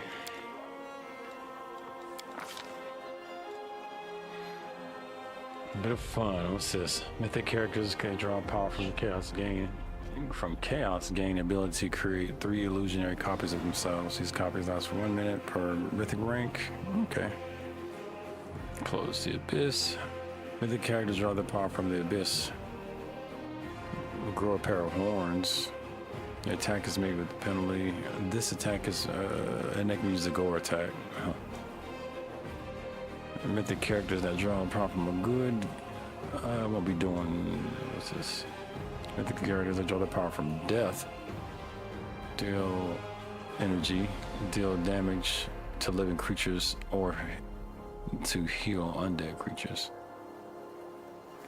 Channeling energy causes a burst that either heals all undead creatures or damages all living creatures.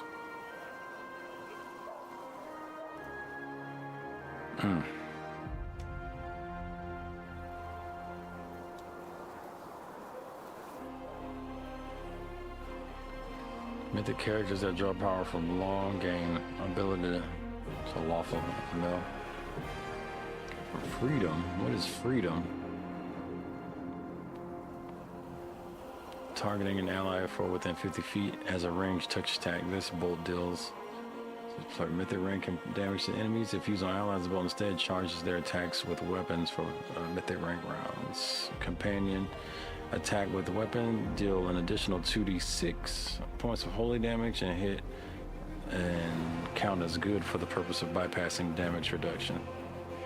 Those characters can use the ability 3 times per day plus 1 extra time for each mythic rank.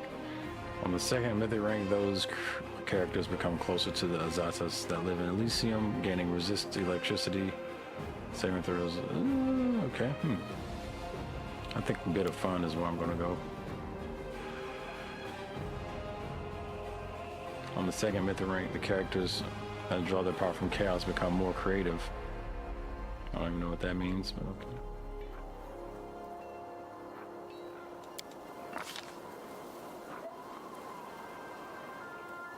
Mythic ability.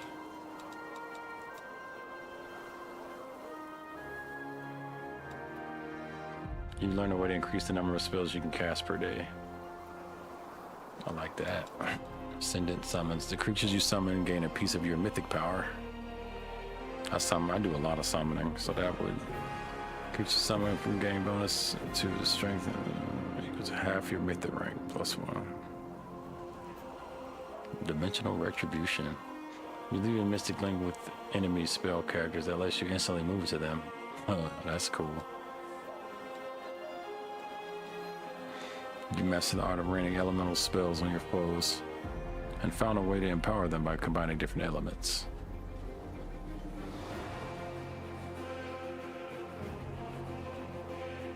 In dire situation, you can instantly make your way to a companion in danger and get them back into combat.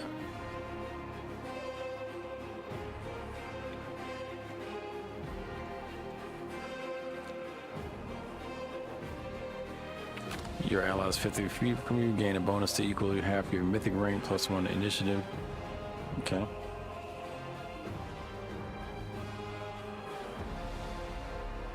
Activating this ability grants you magic immunity and dispels any spell effects on you. Oh, that's very useful.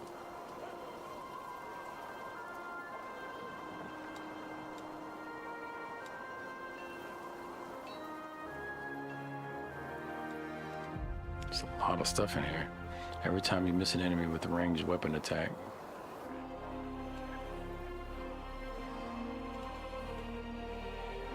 you learn to utilize real power-up shadows. Your shadow spells are 20% more real.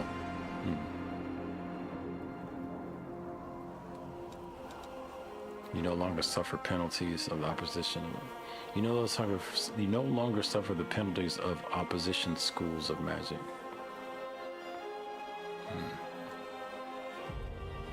Whenever you cast a spell, your next single attack roll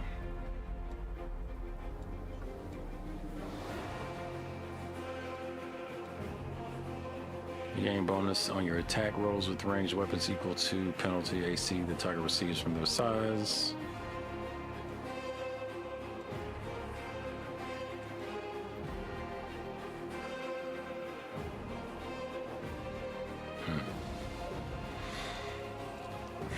Magic nullification is really good, but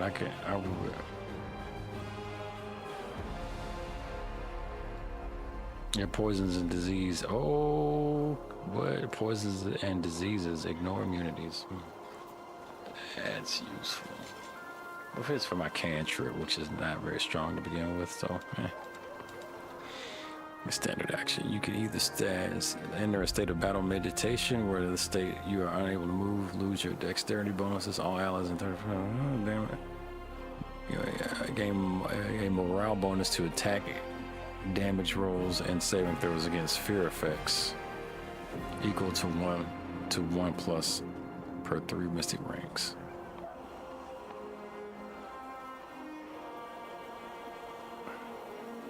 Man, fear rolls can really wreck your team. That my battle meditation might be something. I'm gonna go with these ascendant summons first, though. Oh, wait a minute. You're a master of mage armor spell. You can cast mage armor on yourself. It gives additional armor. You master certain elemental to spectacular level. Choose an energy type. The damage of that energy type you deal can no longer be prevented or reduced by energy resistances.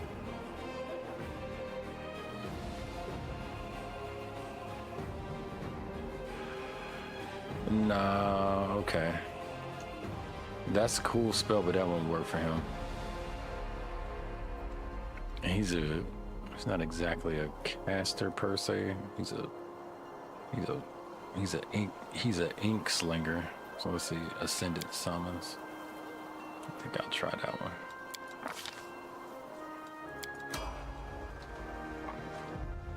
See how it all works.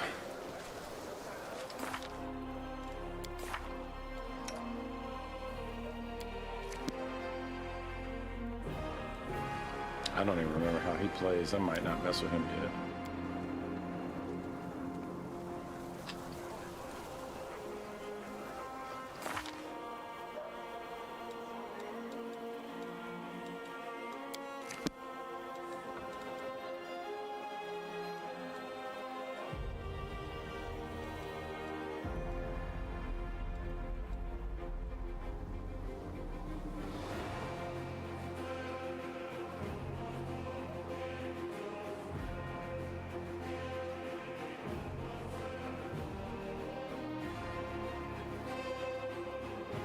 When it comes to reach and stuff, we just reach spell.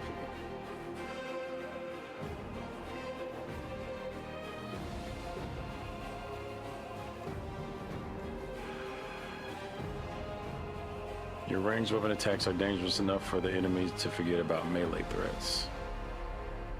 If you hit an enemy with a ranged attack, they have well, let me see. Right, they have a penalty. They have a penalty on AC against melee attacks. Equal to half.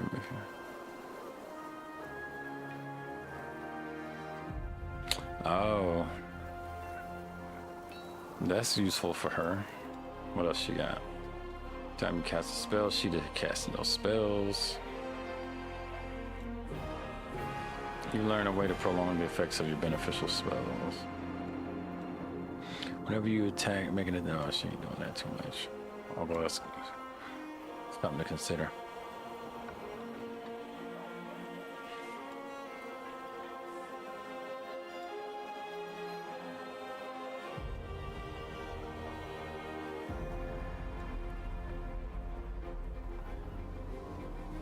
Whenever you become the target of a polymorph effect, no.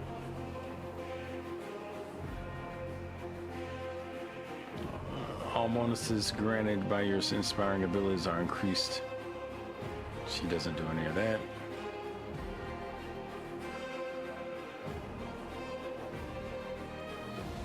You create a surge of mythic power that frees you from all magical restraints.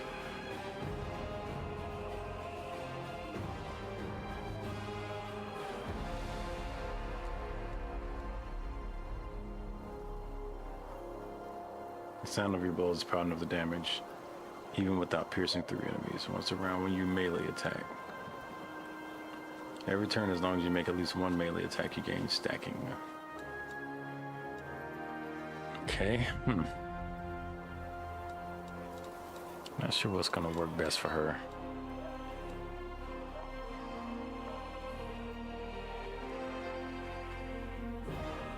Your ranged weapon attack supposed to every third hit with the ranged weapons against the same enemy deals.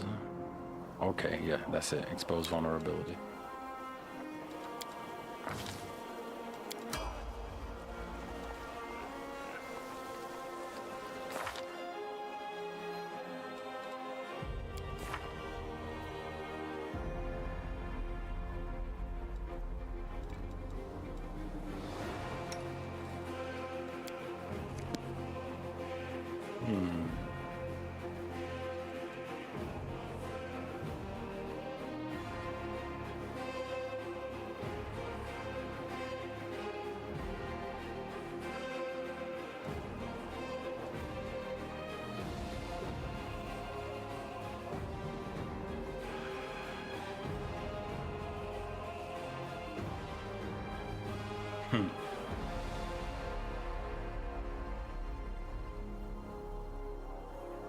I like that dimensional retribution.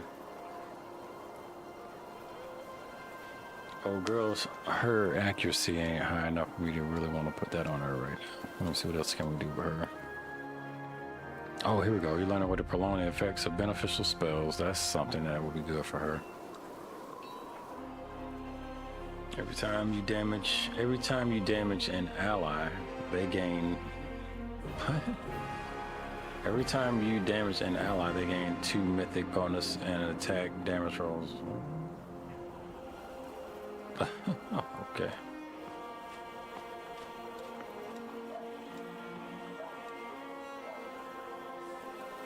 Your allies within 50 feet of you gain a bonus equal to half your mystic rank. Yeah, I want her to have this. Hold up. You need the magic? Nah.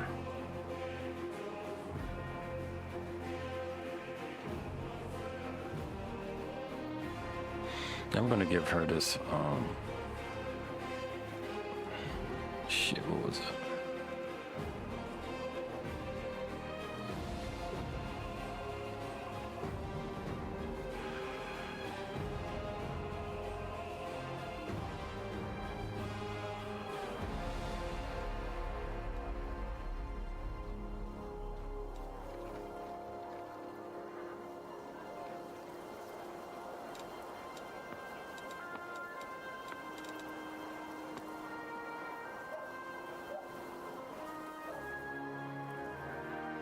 Effects of your spells and allies that should last longer than an hour, but shorter than 24 hours, now last 24 hours.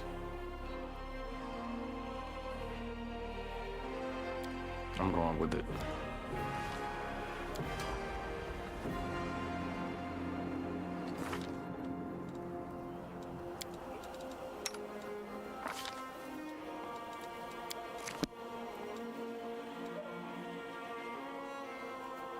Oh yeah, I'm gonna definitely ascend her element. Fire, yes please.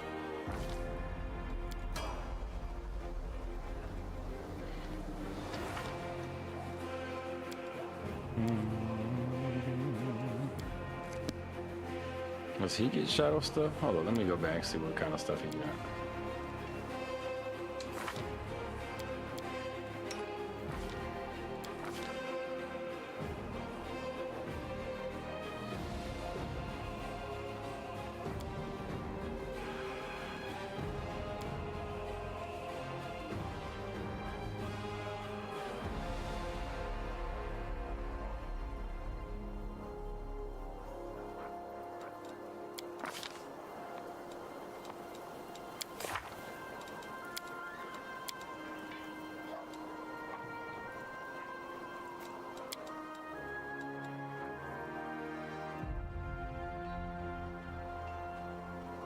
Illusion.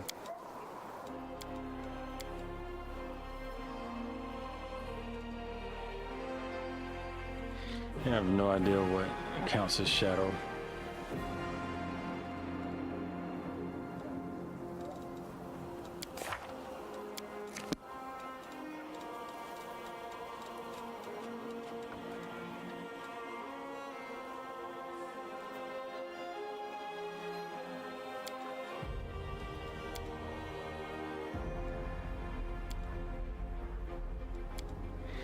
Say power shadow spells. Let me see what are shadow spells in this game.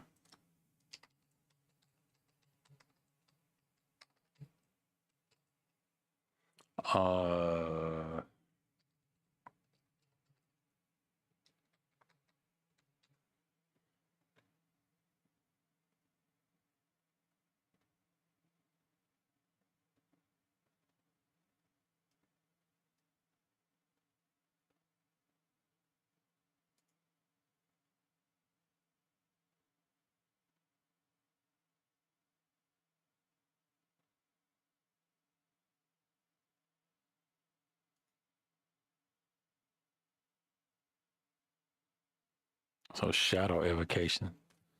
That's a school.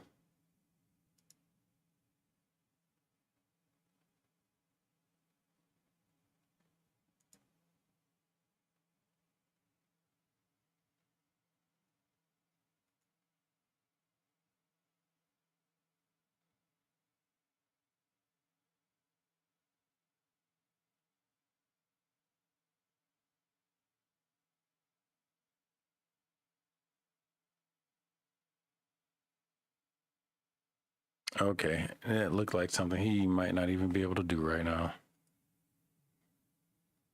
It said a scald. Is he a scald? I think he's just a tiefling scoundrel, I think, right?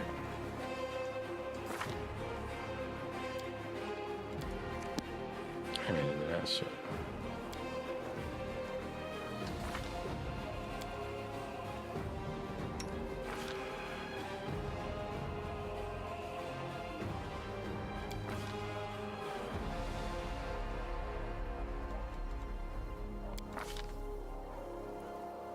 He's an eldritch scoundrel.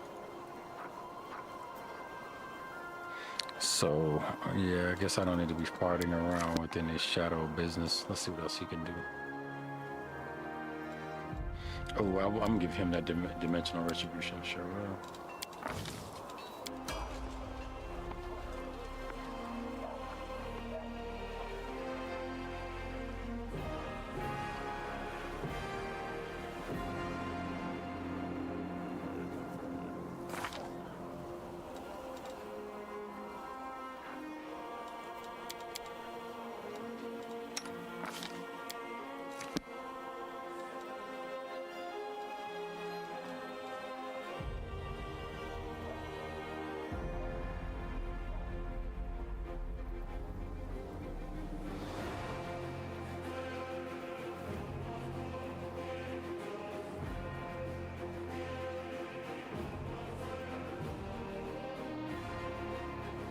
Caster level, huh?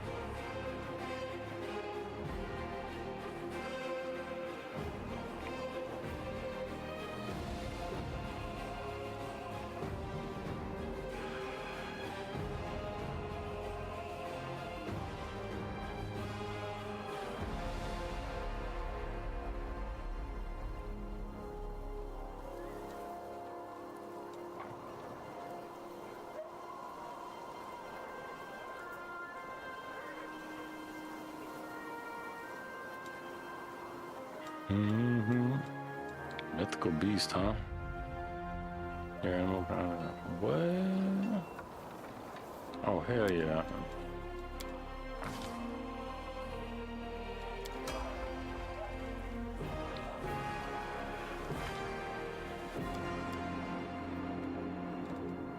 I don't run these other two, so I'm not sure the best way to apply their upgrade, so I'm not gonna upgrade them.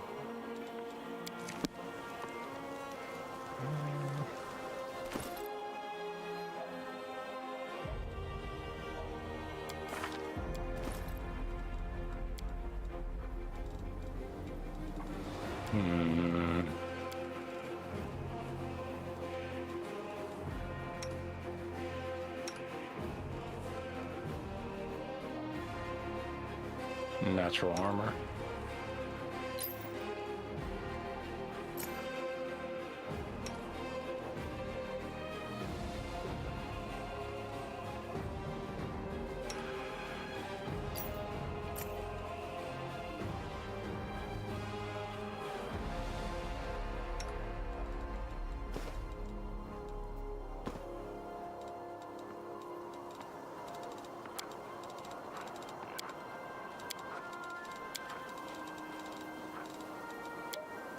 All right, it's F5. We did a lot of work right there. I'm gonna F5 it and see what's next.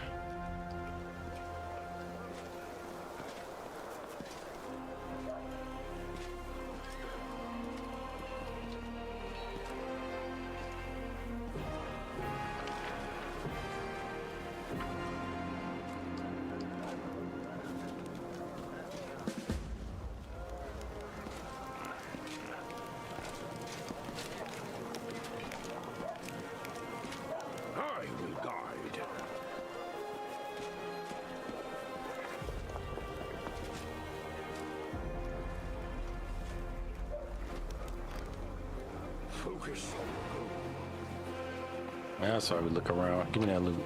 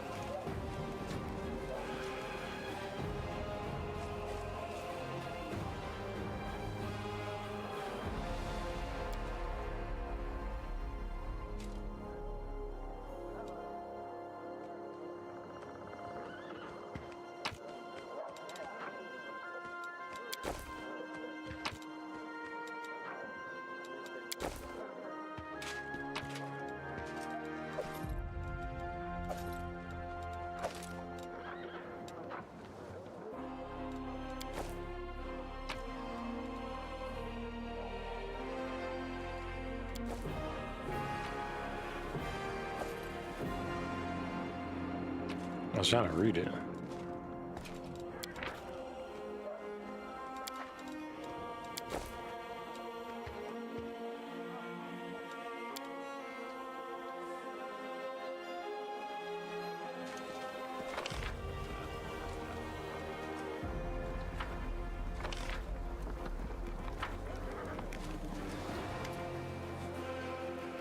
Ah, there you are. Dashing troublemaker you. Therein flashes your self-satisfied smile. Our short acquaintance is coming to an end. Very soon you will depart on your crusade, where you'll scrape by on horrible rations, struggling vainly to fall asleep amidst snoring soldiers and rudely awoken by the freezing cold, and have to look upon the dour faces of self-righteous prigs before you finally perish in the maw of the demon. I have a journey ahead of me, too. I've just rented a sailboat in the south. I've also hired an excellent chef and a host of other entertainments. Well, 2 weeks to your own, I suppose. Darren pauses, then suddenly adds in a more serious voice. You know, I am genuinely sad to see you go. If it sounds like mockery, forgive me. I cannot switch off my venom gland on a whim, you see. But you intrigue me. If only we could have spent a little more time together. But, of course, Darren grimaces. Not under these circumstances. The Crusaders and the demons have at each other. With any luck, they'll take this entire sanctimonious spectacle down with them.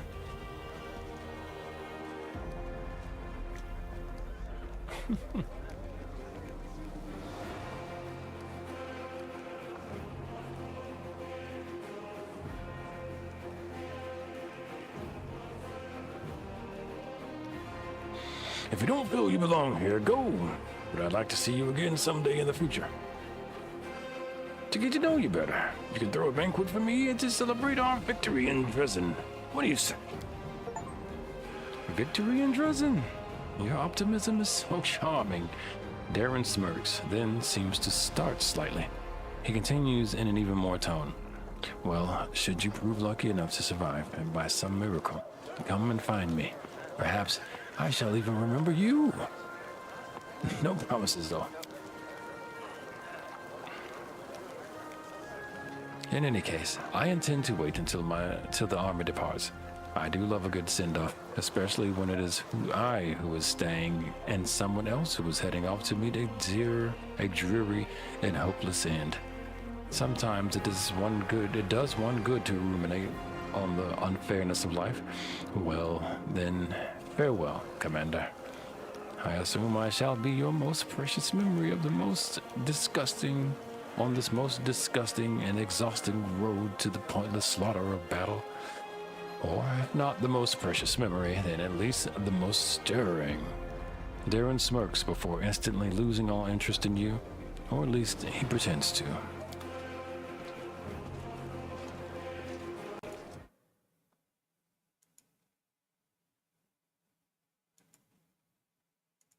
Mess with that right quick.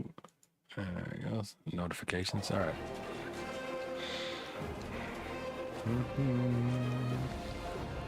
We'll wind up over here with the hookers. Go figure. Nino.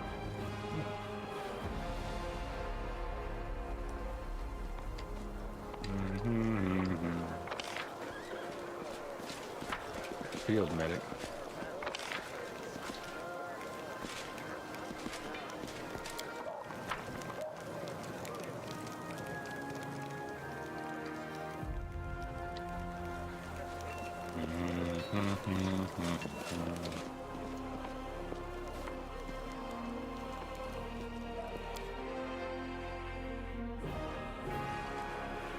This is the field hospital. Alas, the clerics of Kinda suffered especially heavy losses, so here we are.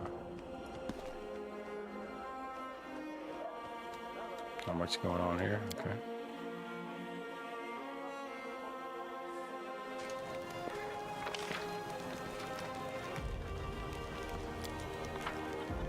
Let's go off to the chapel tent.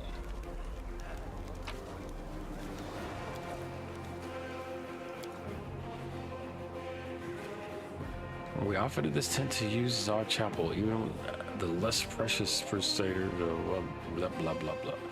So, even the less pious crusaders will come here to say their prayers when the final battle is upon us. I've seen it happen in my previous campaigns. Altar of Tarag, Father of Creation. Everybody get the little prayers on, I suppose. Oh, alright. What's this? Encampment of Canabra soldiers. Commander's tent. Nope, I'll go there last. Tully. Let's go to Tira Robberay's tent.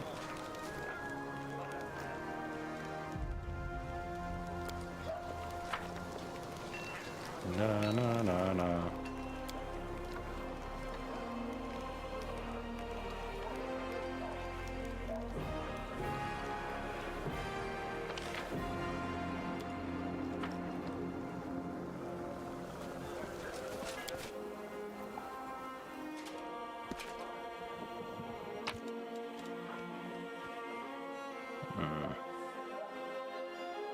Special half plate, I'll take it. For the war effort.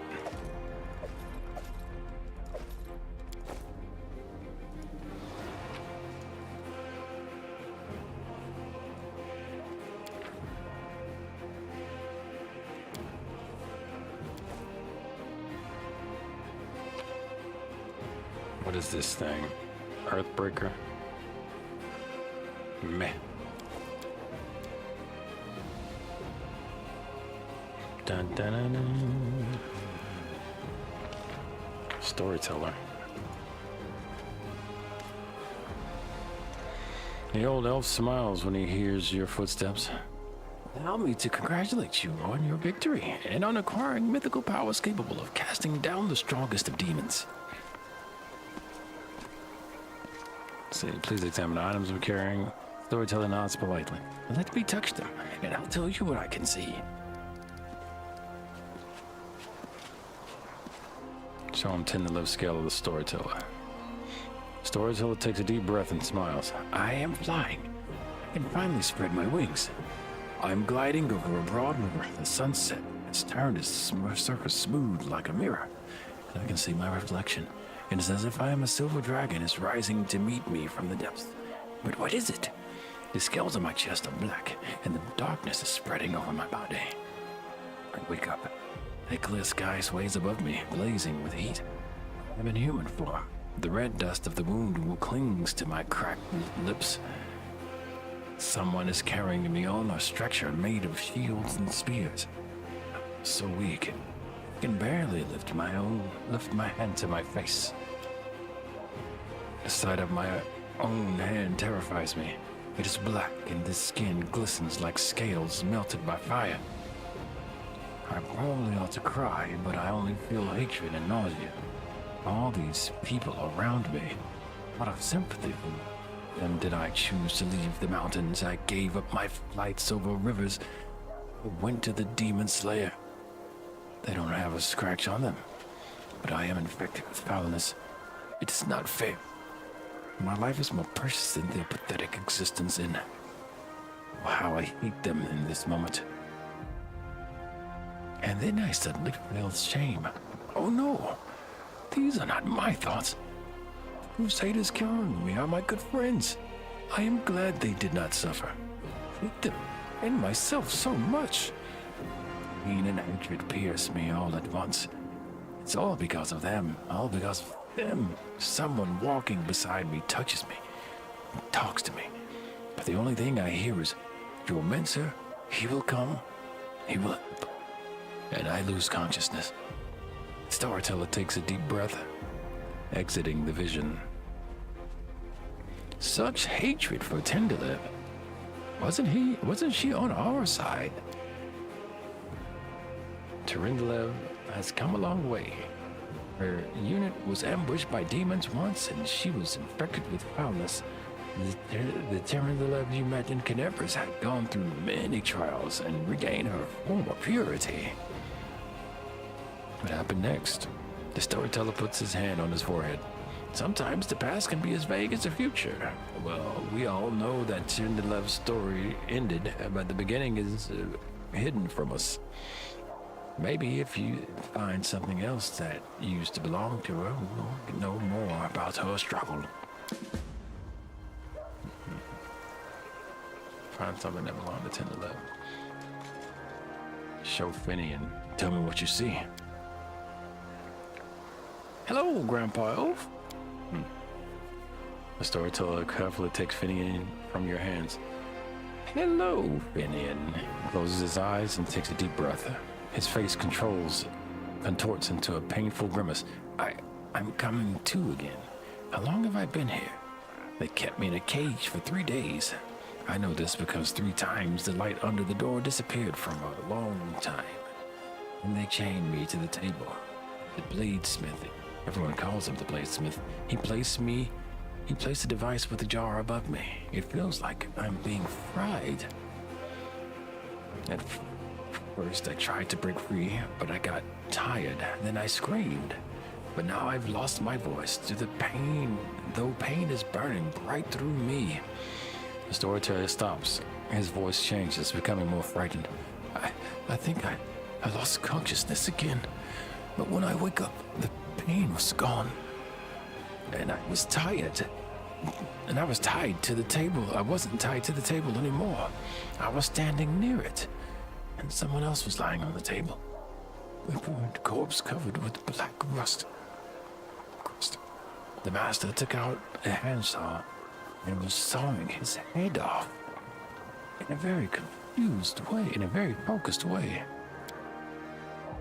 I should have turned back then, but I couldn't for some reason. This burned corpse had a symbol on its belt just like I do.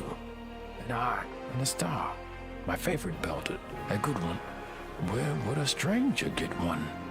It must have been someone from my clan, some distant family member. The storyteller stops. When he speaks again, you hear only a muffled whisper. Those crusaders. I was glad when I saw them. Thought they'd come to... But how? How was it that I killed them all? Someone told me to and I obeyed. I don't understand. I understand nothing now.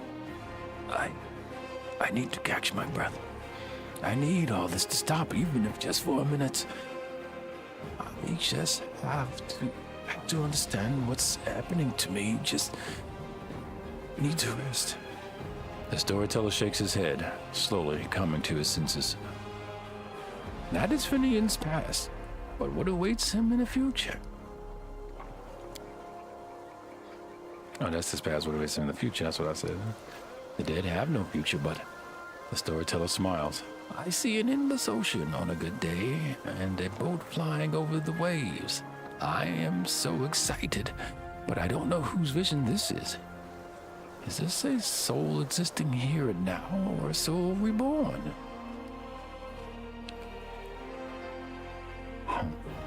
Thank you for your story. The storyteller gives Finian back to you. Please take care of this young lad. He is finally in the right hands. Do not worsen his suffering by involving him in dishonorable deeds.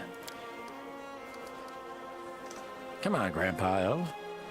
I can take care of myself. I'm not a kid. I don't know what horrors you were talking about, but don't worry about it, all right? Look after yourself. Restore to the broken buckle and necessary materials. Restore this relic from me. Nice. The elf cautiously uncorks the vials and begins to work his enchantments. The essence evaporates, turning into light that streams onto the buckle. The light thickens, becoming gold. The Covenant of the Inheritor. That is the name of this relic. This buckle once adorned the belt of the glorious knight from Endev. It is the embodiment of a promise made to a young girl by a powerful deity. A great promise that had changed much in this world. In the world. When you touch the restored relic, a strange vision comes to you. It is as if you can see the events that happened to it in the past. A burning sensation spreads across your face from the very spot where the mysterious wound sometimes opens. What is this? The influence of the storyteller's spells? Or the influence of the storyteller's spells? Or is it something else? I had a vision. The elf frowns. How strange. You are a remarkable mortal. No one has ever shared my visions before. What do you think caused it? Perhaps these things have something to do with your destiny, or fate of someone who related to you. Someone related to you. I do not have an answer, only advice. Seek out such relics. Look for what links them all, and you will know the truth. Alright. I got the page you were looking for at the Grey Garrison. Storyteller carefully makes the page. It takes the page from your hands. His fingers touch the ancient letters gently, examining them lightly, following their lines. I see myself. Young, energetic, able to see. Oh gods, I have found the key to my... Have I found the key to my past? Finally, I will find out what my own mind has been hiding from me. Elf's expression becomes withdrawn. The wrinkles on his face soften. Thank you, Duke Nesbit, and please follow me to my story. Let us embark on this journey together. The storyteller inhales sharply for a few minutes and begins his story. They are leaving. The people of Keonan faced the coming Earthfall and admitted that Earthfall, Keonan. Earthfall is the name given to the cataclysmic event in which the shower of meteorites impacted Golarion in 5293. It resulted in the destruction of the human empires of Thassalon and Aslant, which were consumed by earthquakes and massive tidal waves and the creation of the inner sea. The cloud of dust thrown up by Earthfall's impact settled in Golarion's upper atmosphere and blotted out the sun for 1,000 years, creating the Age of Darkness.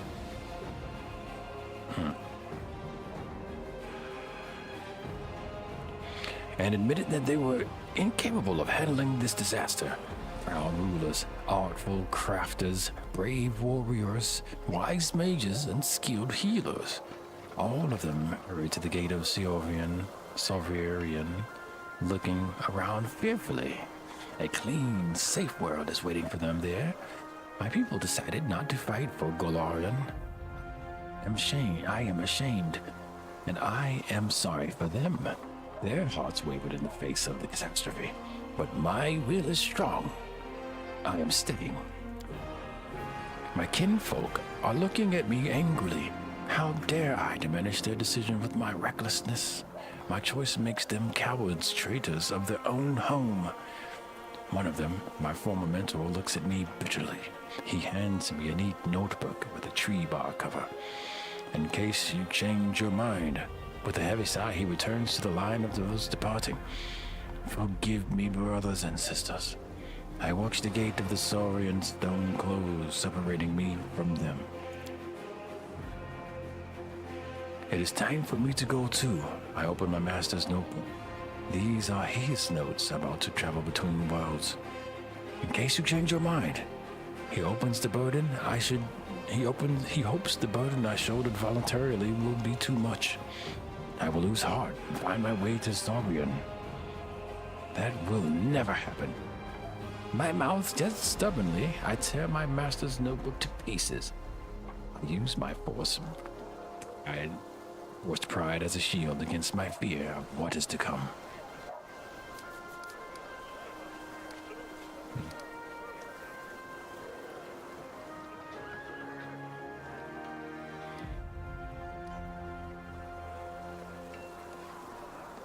Your mentor is a mage? Then you must be a mage too, yes? Yes, I am an archmage, and this title is well deserved. I have acquired delicate mastery and succeeded in many areas of magic, but curiosity has always pushed me towards a new knowledge since the first day of my apprenticeship. Why did the elves decide to flee, not fight? The storyteller's lips purse with disdain. They are afraid to lose what they have. They were rulers, long-lived and powerful. They valued their lives and sunshine too much to ever fight with the aftermath of Earthfall.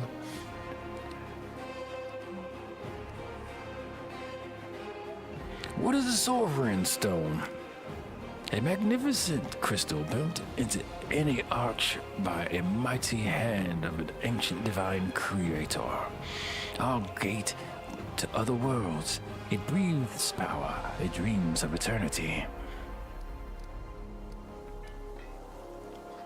Why are you angry at your fellow elves? I spent many hundreds of years in Kionin.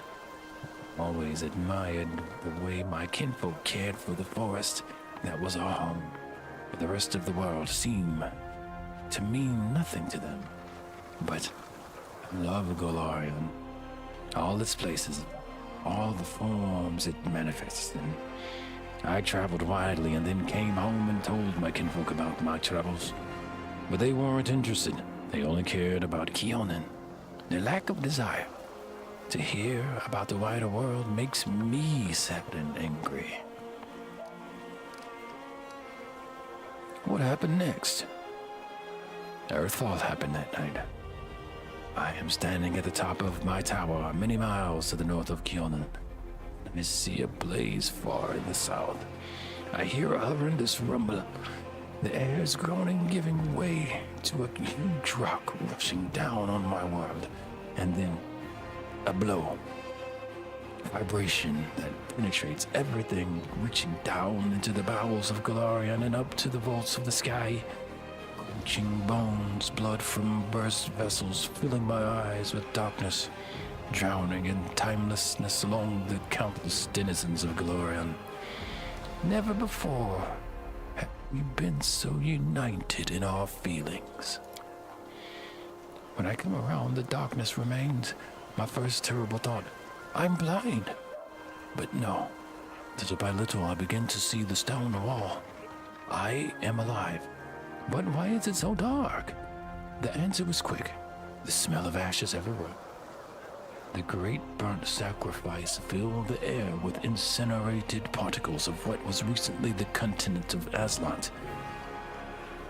Aslant is a lost continent in the Arcadian Ocean that was the first center of human culture on Golarion, brought together by the intelligence of the ancient race of the Aboleths, Alzanti. Society and culture grew by leaps and bounds until the arrogant leaders began to think of themselves as superior to their inhuman masters. In retribution, the Aboleths called down their meteor shower known as Earthfall in 5293, sinking the entire continent and condemning Golarion to the Age of Darkness. Now all that remains of the once mighty continent are the strings of islands and atolls spread across a large swath of the mid-Arcadian Ocean. Damn fallen continents, man. That's why you don't live in the sky. Great clouds of ash covering the sky, cutting off from the sun and the moon, dooming us to sky at day and complete darkness at night. My heart sinks with fear. Treacherous thoughts fill my mind. Why did I stay? Why didn't I run like everyone else when I had the chance? I clench my teeth and stand up to watch Earthfall proudly, like the last Archmage of Kionin should. Will my world really perish like this? Will I perish?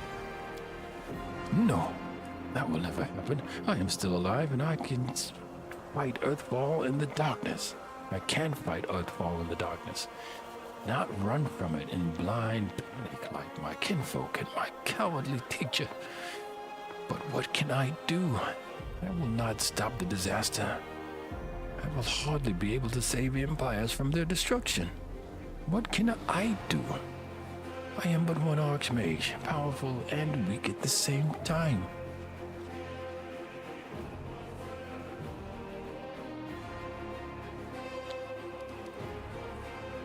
What are you gonna do next? I don't know. I need to think. My opponent, Earthfall, is much stronger than me. Without noticing, the storyteller raises his voice to a shout. It is merciless. It does not simplify, simply destroy life. It kills an era, ending the greatness of Galorian civilizations. They will sink into oblivion, be forgotten as if they never existed. I need to think. The elf suddenly winces and is silent for a few moments as he calms his heavy breathing. Forgive me. I shouldn't have raised my voice. This story was much harder than many before it. Most likely because I played the main role in it. It is so strange to see myself feel the emotions tearing me up inside. Those that I have felt a long time ago. Not to remember them. It's like I split. I became both the storyteller and the main character. Too bad the story ended up in that moment. Please, if you find other pages covered with ancient elven writings on your travels, bring them to me. I might be able to shed some light on my past, and we will find out how my story ended, and perhaps even why I forgot it. Thank you for your stories.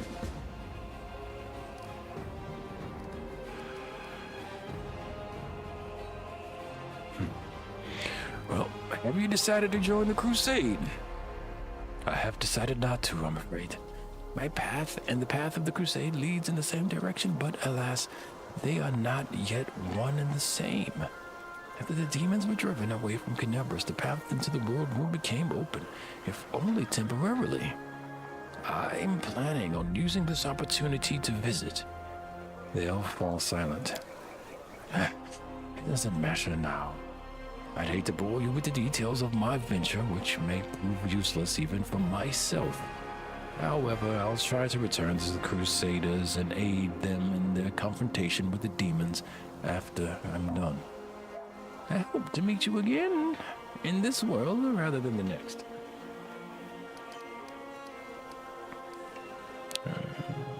Alright, that's cool. Interesting. Alright, let's see. Chevrolet's tent. I think I sacked that tent already. Saw this random loot on the floor out here. This is probably boxes that I checked and left stuff in. That's probably what that is.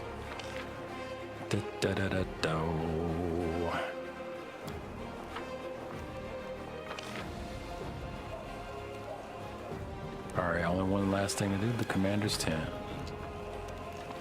Dun, dun, dun, dun, dun, dun.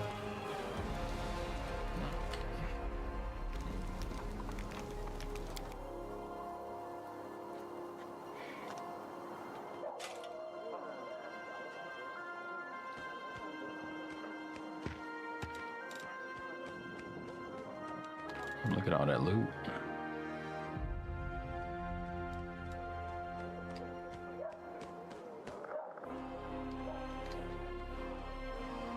Look at all that loot. All right, you know what? I think this is actually a good place to hit the pause breaks. We're actually gonna kind of contemplating if I should stay up longer. What say you all? Should I stay up longer? I'm probably gonna change titles though if I do. But I think this is a good enough stopping point on this title. We finally got our asses out of Canabras, man. You guys, I have 101 hours in this game. That's all I'm gonna say. And this is the first time I got out of Canabras. All right, let's save.